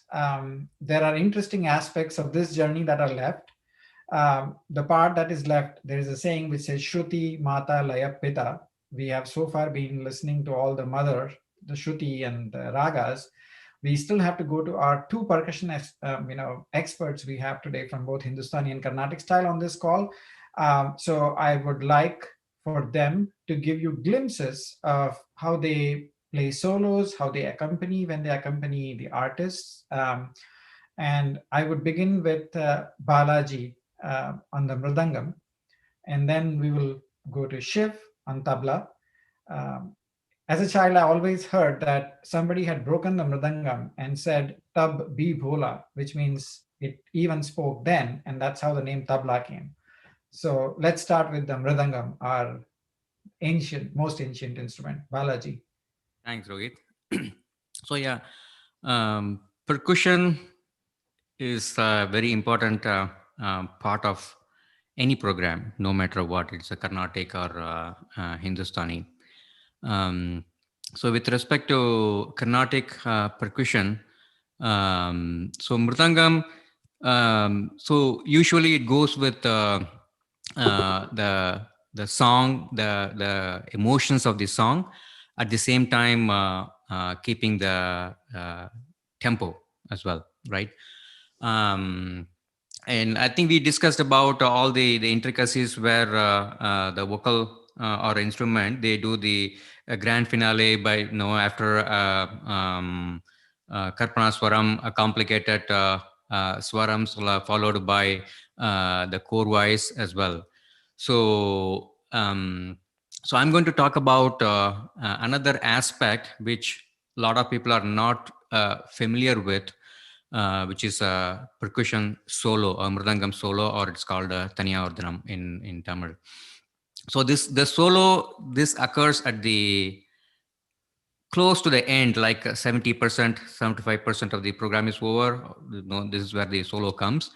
And that's when people go out for a coffee break and tea breaks, and then come back after the solo is done.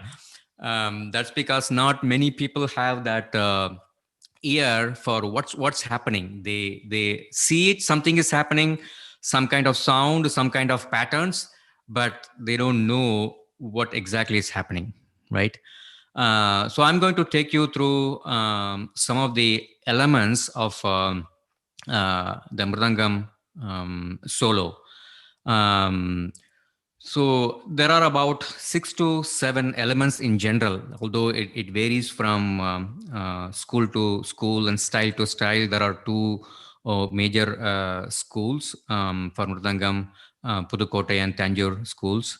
And then every teacher, they created their own styles from that, and then they passed it on to the next generation. So these elements, in general, these are the elements, but within each element, what do you play, how deep you go, what are the styles, so that varies based on the styles and schools. Okay, so in mridangam, the solo starts, as I said, it the end of the main kriti, and then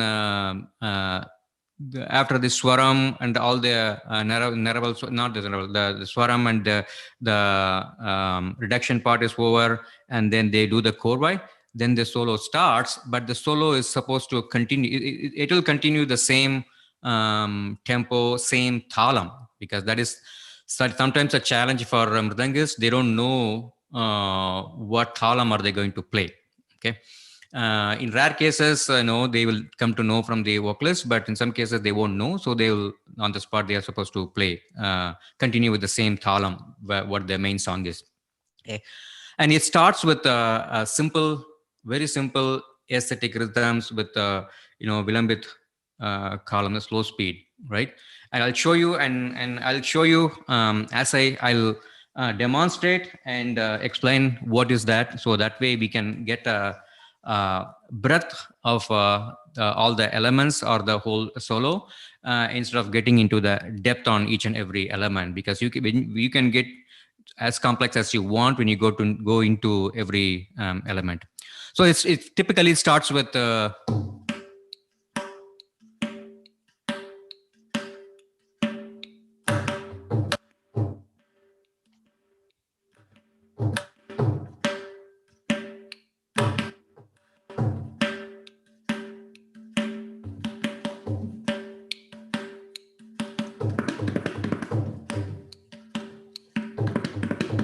it continues, gradually continues, and then picks up a pace where it gets into, either Nadin Dinna or some other lessons like.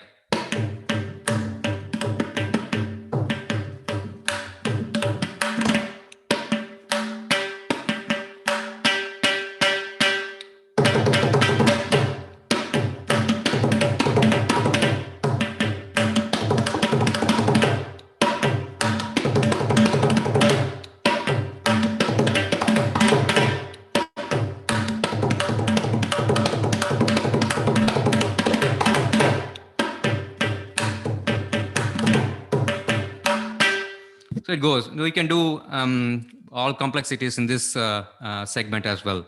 And then this is followed by what we call it as a phrase. Okay, phrase is again a pattern. You can see the pattern. The difference between phrase and a korvai is korvai has two parts. Phrase has only the first part. Korvai has purvangam and uttarangam. Right.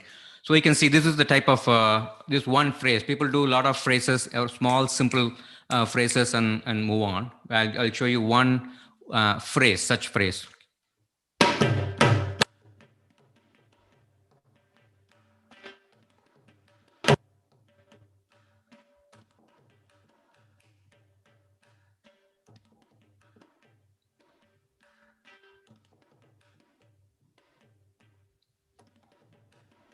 So I haven't done the phrase yet. So before the phrase, I'm just showing a glimpse of hint of what the phrase looks like. Your volume for the instrument sometimes doesn't come through. Your vocal volume is good. Okay.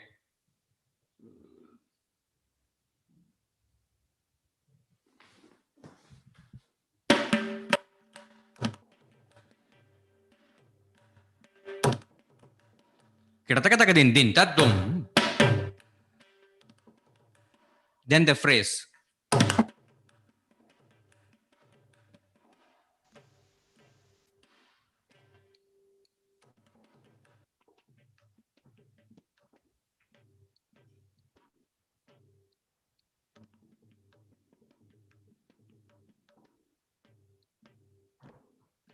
So din dinna, din dinna, din dinna, din din ta tum. So we do this 3 times, and then it comes to the summum or sum. Okay. So this is how it progresses. It's slow. It starts slow, and then gradually build up the speed, and then show some phrases, and then followed by Korvai. Again, Korvai is optional. Some styles do, some styles they don't do. So Korvai is again it's Purvangam and Uttarangam, right? So I'll show you a simple Korvai with both Balaji, the parts. actually, I would still ask you to see if the mics pick up, because I think they're still not picking up. Like we hear it, but not clearly from the. It starts up and then it cuts out completely. Correct. Yeah, maybe the mic should be pointed towards the mridangam. It is here. And is Okay. original sound off or on? It's off.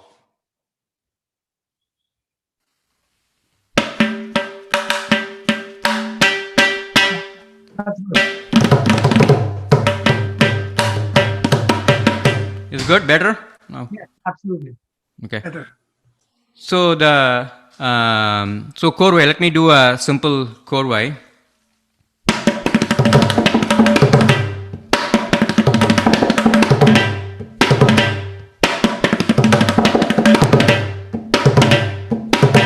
This is the Purvangam part, right? Korvai has 2 parts, usually 2 parts, Purvangam and Uttarangam part. So Purvangam is what I did. I'll do it again. Tattik kita kita takatara kita takatakajinutom. Tattik kita kita takatara kita takatakajinutom. Takatakajinutom. Tattik kita kita takatara kita takatakajinutom. Takatakajinutom. Takatakajinutom. That's a Purvangam. Then comes the Uttarangam.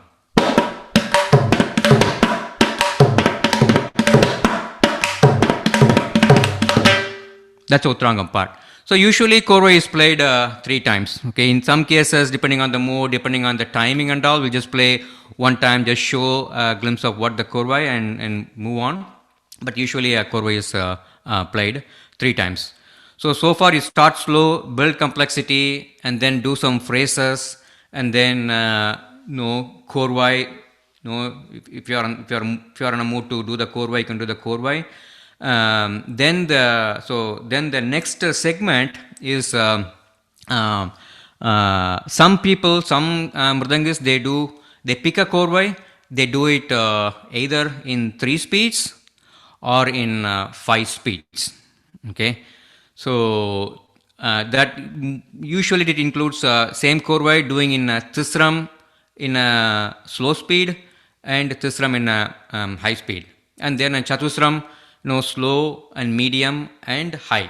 Okay, so I'll show you one Korvai. I'll just do it in 3 speeds: medium, Madhyama Kalam, Chatusram, followed by a Tisram high speed, then Chatusram high speed. So okay, medium and then Tisram and Chatusram. Okay, but you can do it in 5 speeds as well. Okay, so.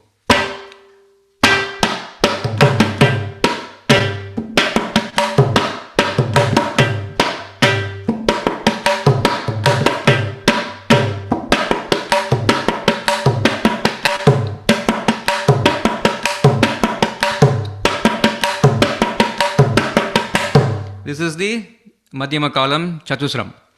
I am picking the same Korvai, converting into Tisram. Okay.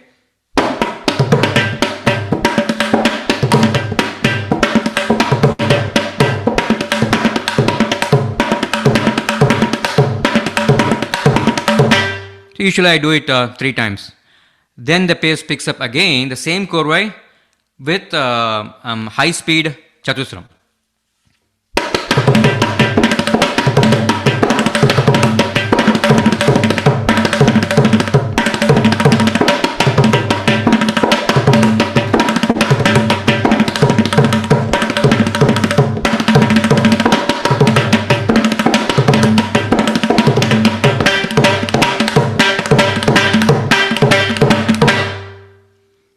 Right, so that is the 3 speed or 5 speed. We usually do it in the concert. Then the next segment is where it transitions from all of this chatusram to tisram. Okay, and again, depending on the school, you can go directly from chatusram to tisram, or you can do a bridge between chatusram and tisram. A bridge is like you take the same pattern, same lesson in chatusram, then show it in tisram, then chatusram, tisram, and slowly you transition or migrate to tisram. It's like dinata dimiti taka dinta dimiti taka dinata dimiti taka dinata dimiti taka dinta dimiti taka dinata dimiti taka dinata dimiti taka dinta dimiti taka dinata dimiti taka dinata dimiti taka dinta dimiti taka. So it's like dinta dimiti taka dinata dimiti taka dinata dimiti taka. I pick the same thing and then convert into tisram. Okay, it's called usually it's called chatustra tisram, but for all practical purposes we say it's a tisram, right? Tisram meaning for each beat I'm either putting 3 subunits or 6 subunits. That's a tisram, right? And then we do it as a transition, right, from chatusram to tisram, and then at one point we land on the tisram completely, right? So let me show you.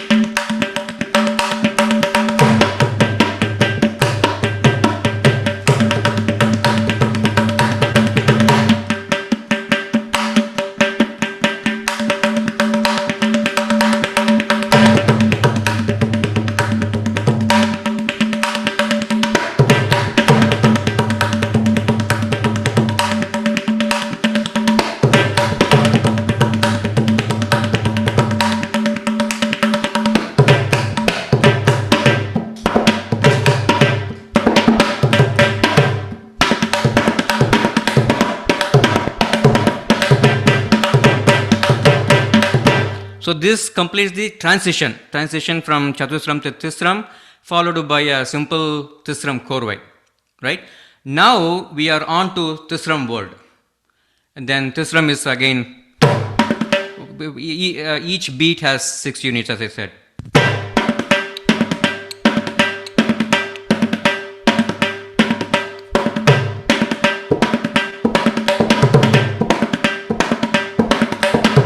So there are few lessons in tisram, few variations, few combinations in tisram, and that continues, and followed by korvai in tisram before we come back to chatusram, right? And korvai, you can pick any korvai in tisram, and again tisram is, you can get as complicated as you want in tisram, and some percussionists they even do the khandam, tisram followed by khandam or tisram followed by misram. Again, depending on the capacity, depending on the mood, depending on the time, it gets so complicated. And then if there are other percussions like gadam and ganjira and all, they repeat. They repeat the same pattern. They may or may not repeat the exact same korvai or exact same lessons, because they might be from different schools and different styles. But they stick to the pattern. When mridangist does tisram, they do the tisram. When the mridangist does khandam, they do the khandam. But the lessons or the korvais might vary.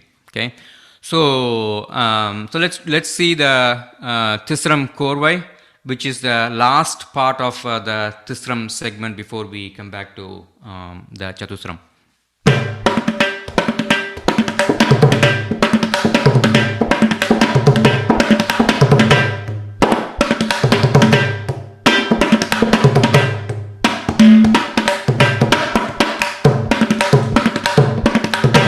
Again, this follows the same convention of korvai being having utrangam and purvangam and utrangam. So here tam takita taka taka jinutom, tatit takita taka taka jinutom, tam takita taka taka jinutom. That's a purvangam. The next part is utrangam. Tak tik kik tak dung tatik kitatum tatikitatum tatikitatum tatikitatum ta. Right? So it's the same korvai. It follows the same pattern, just that it's in tisram korvai. So after this tisram segment is over, then we come back to chatusram. Okay, in chatusram, then we do certain tekas or sarvalagus, which is what most people they admire. This part of the solo, because it's easy for them to connect. It's like,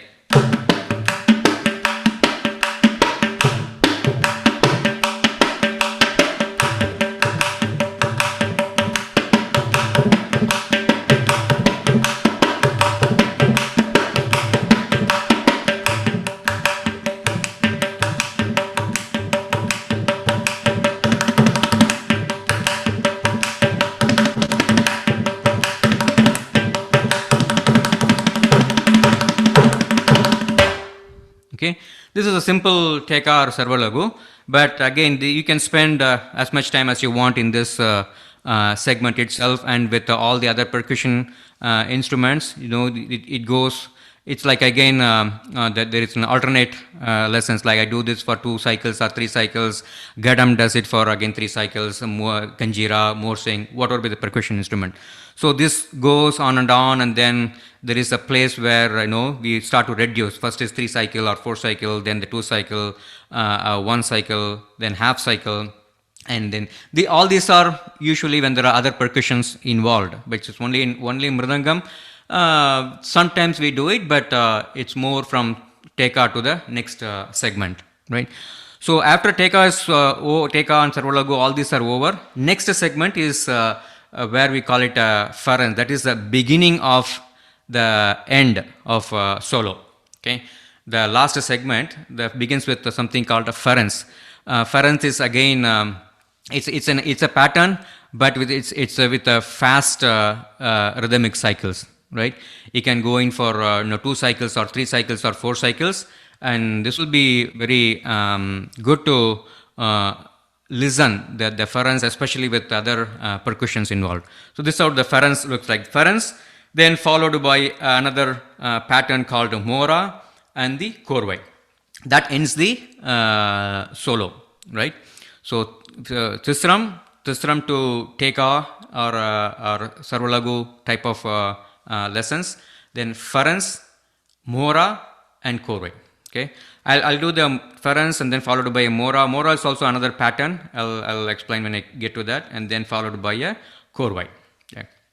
Balaji, before you begin, I just wanted to make you aware of the time. So yeah, let me finish this one. Mera followed by Korvai and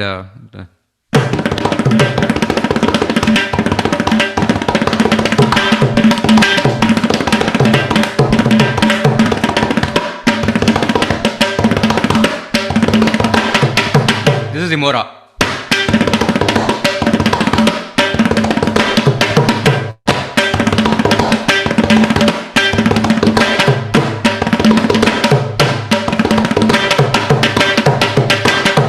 Followed by the Korvai.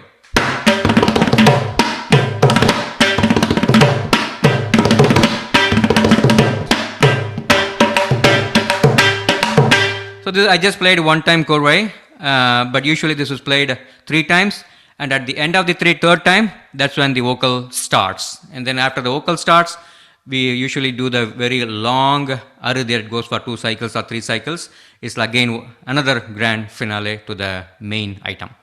So that's the overall structure of solo, or the types of elements. Back to Rohit. Thank you, Balaji, very much for this educative piece. As you guys can see, a lot of math actually is shouldered by both Balaji and Shiv in both the styles. And at least in the Carnatic style, the vocalist or the instrumentalist will also do similar math patterns. But I think in the Hindustani style, the shouldering of the math is given solely in some cases to the percussionists. They are the ones who have to do all the mathematical jugglery. And again, fantastic demonstration, Balaji. And with each of these topics that you are hearing today, we can have detailed seminars on them, but owing to the time kind of constraint, although it's a very interesting piece and we hope a lot of people will watch it on YouTube later, we will move to Shiv and look at how tabla accompaniment in Hindustani is.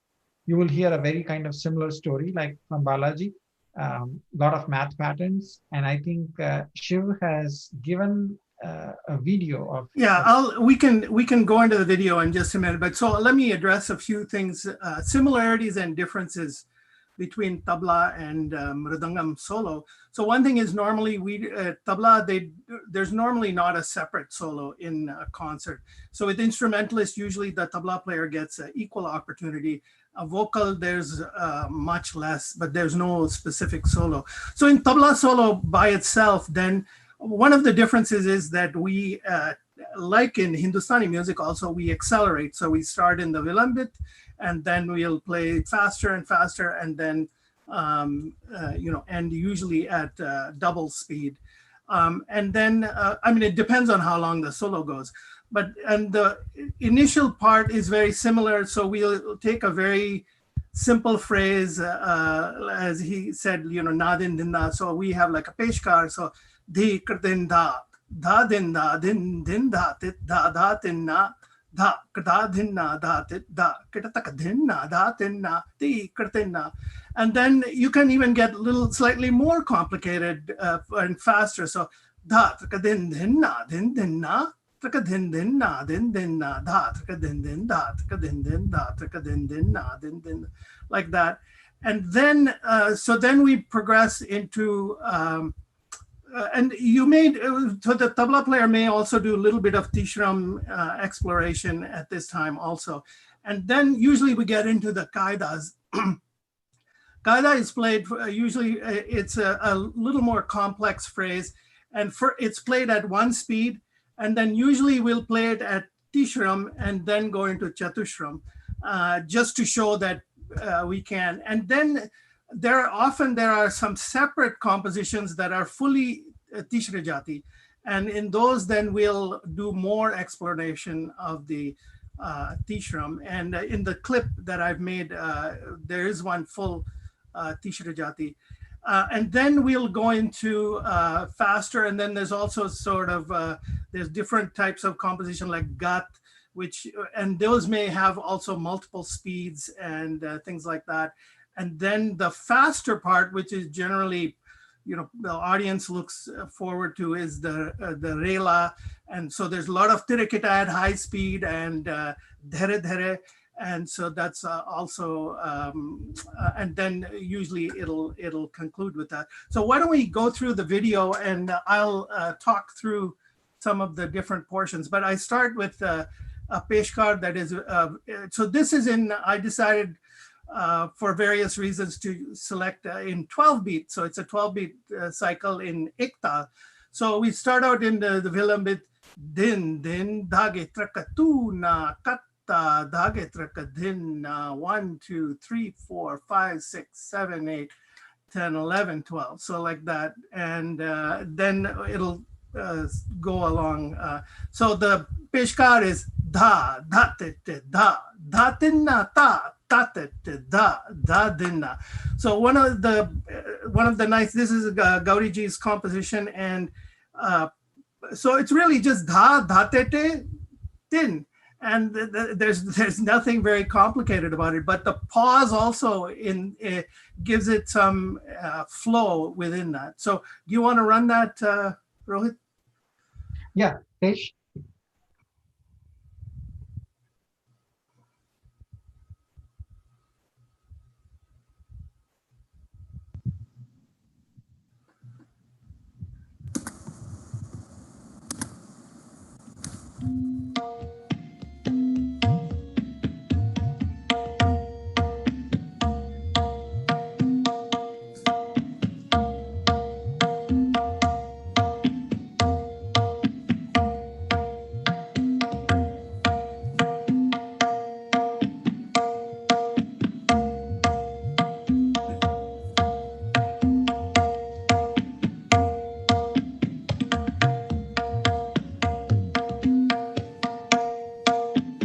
Phrase introduced.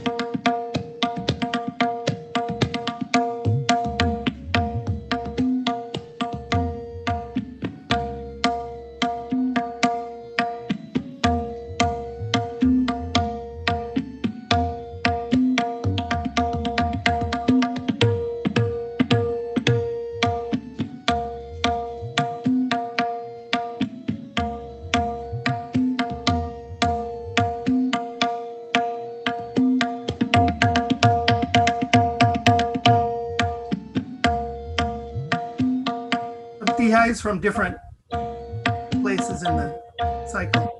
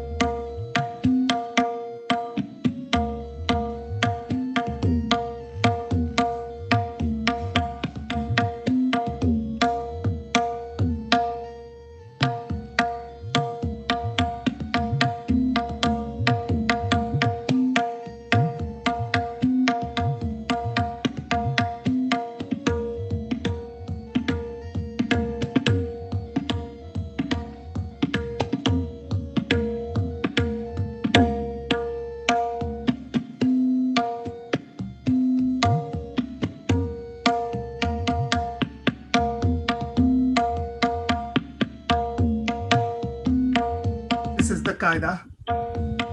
Then I'll play at 1.5. Ishra.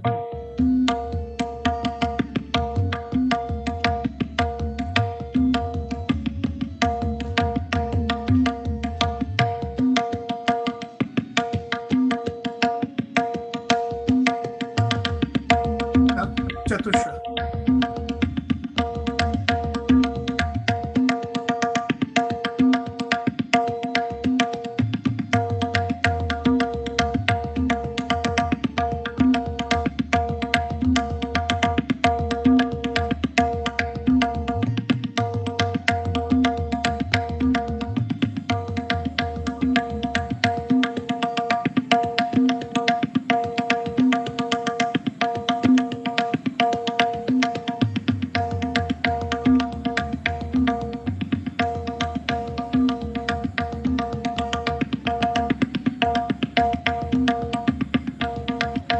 In most of this, there's just permutations and combinations of the base composition that I'm making.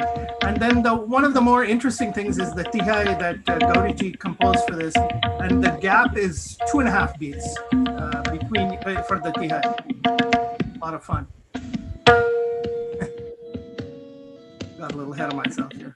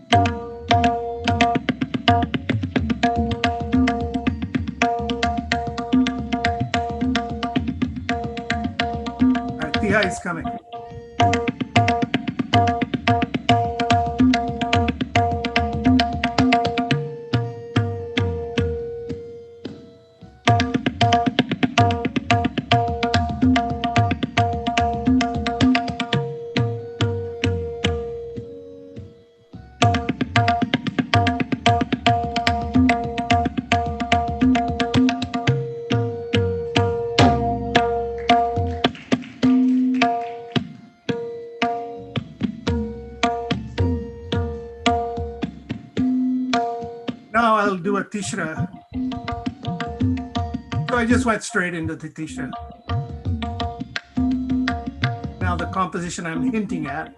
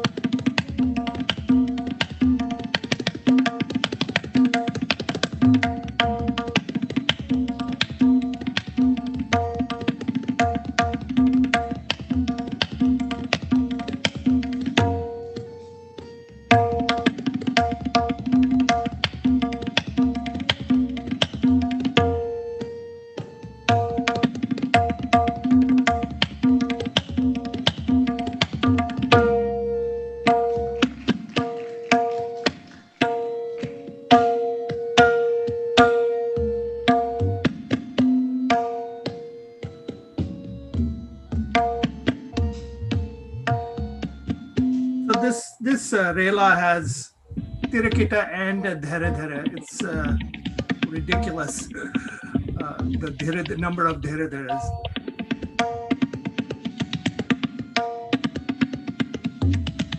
And hats off goes to my teacher for believing I could actually pull this off.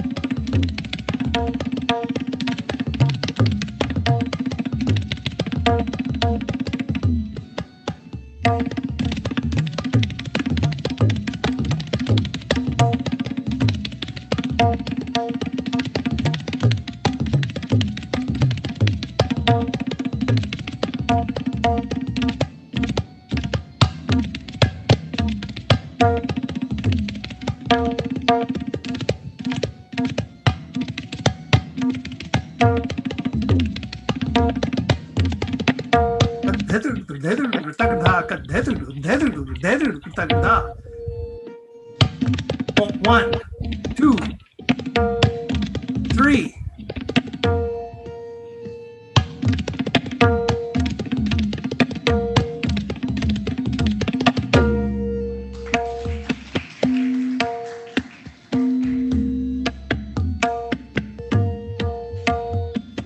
So for fun, I took fitting 10 beat cycle into 12 beats.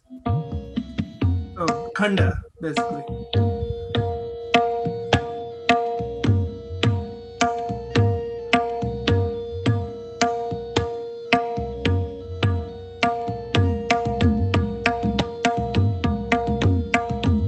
Tishra of the Khanda.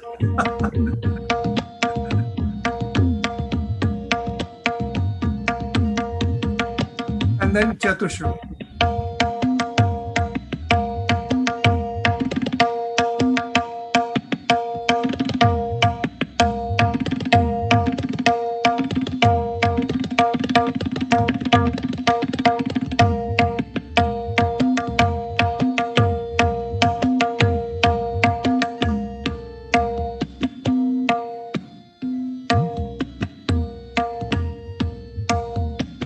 Now I end with, this is a Rela composed by Alaraka Kansab.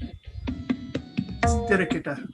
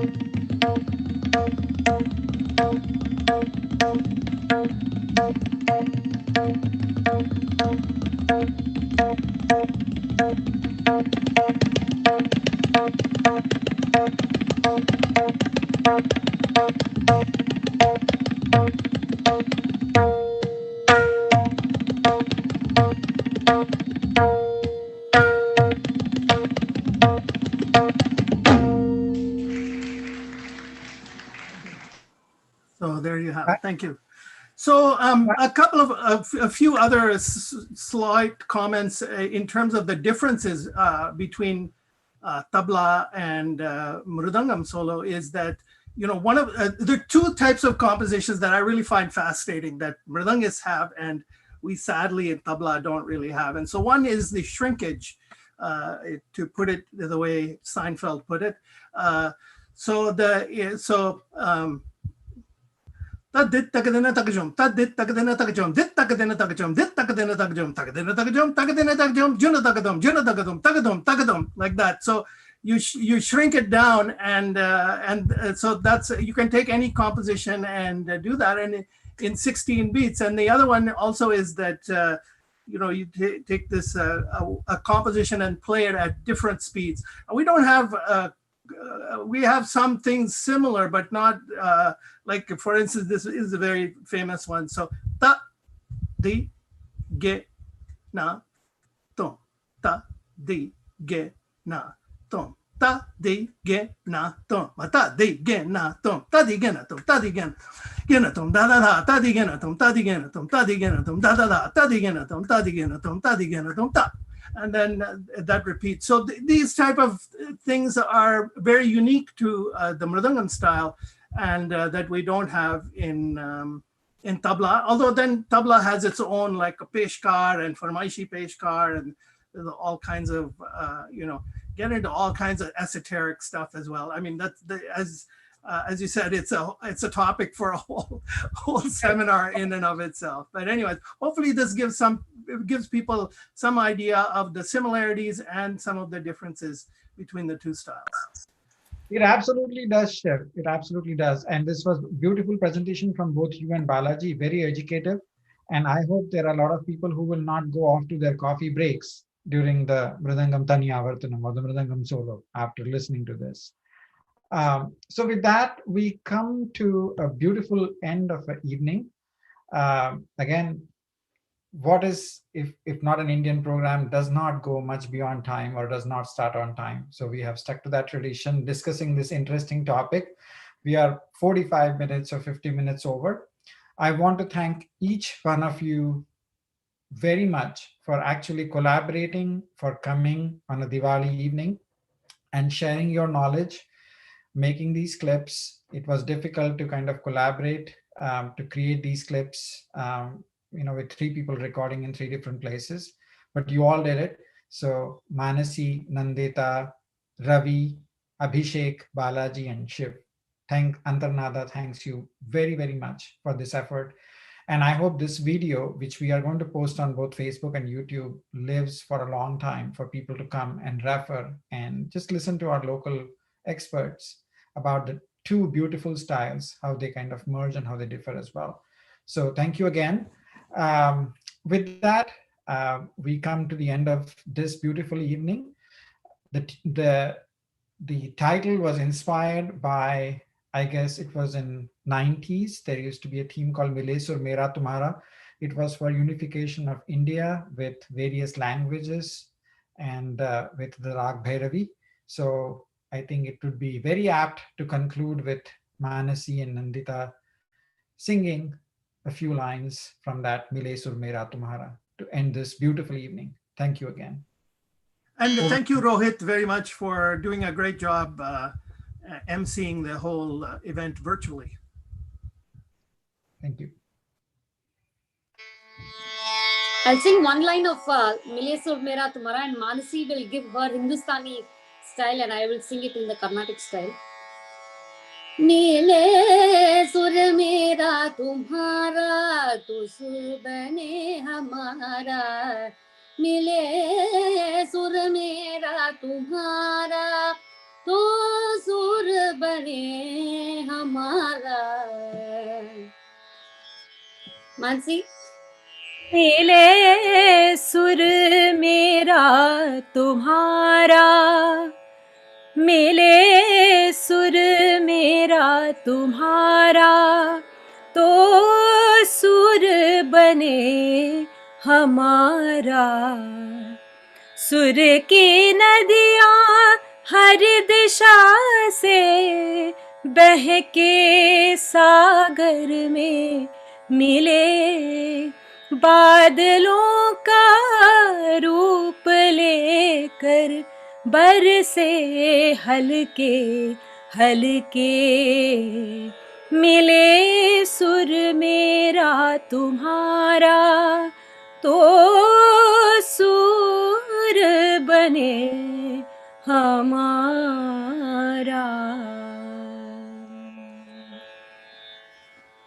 Thank you so much, Rohit, for putting this together. Yes, it's all a teamwork. And Shubharatri, again, a happy Diwali to everybody. Thank you. Shubharatri. Thank you so much for putting this together. And I just want to say one last thing quickly, that this is like a good start to us being able to do more. I think we should collaborate more. I think this is a very, very wonderful platform that y'all have opened up. Antarnaada team, I feel very valued to be a part of this endeavor. So this is to a new beginning with a collaboration with everybody. Yes, okay, thank you so much. True, as you see, time, it's not enough. Time is not enough. The 2 hours is not enough. And I we know. will go overboard. And probably we need a part 2 of this one then, to go into depth of each and every aspect. Yeah. Exactly. Yeah, I think I'm going to ask our viewers, and I'm Let's sure do it sometime. Yes, absolutely. Okay, thank you all once again. Thank you all.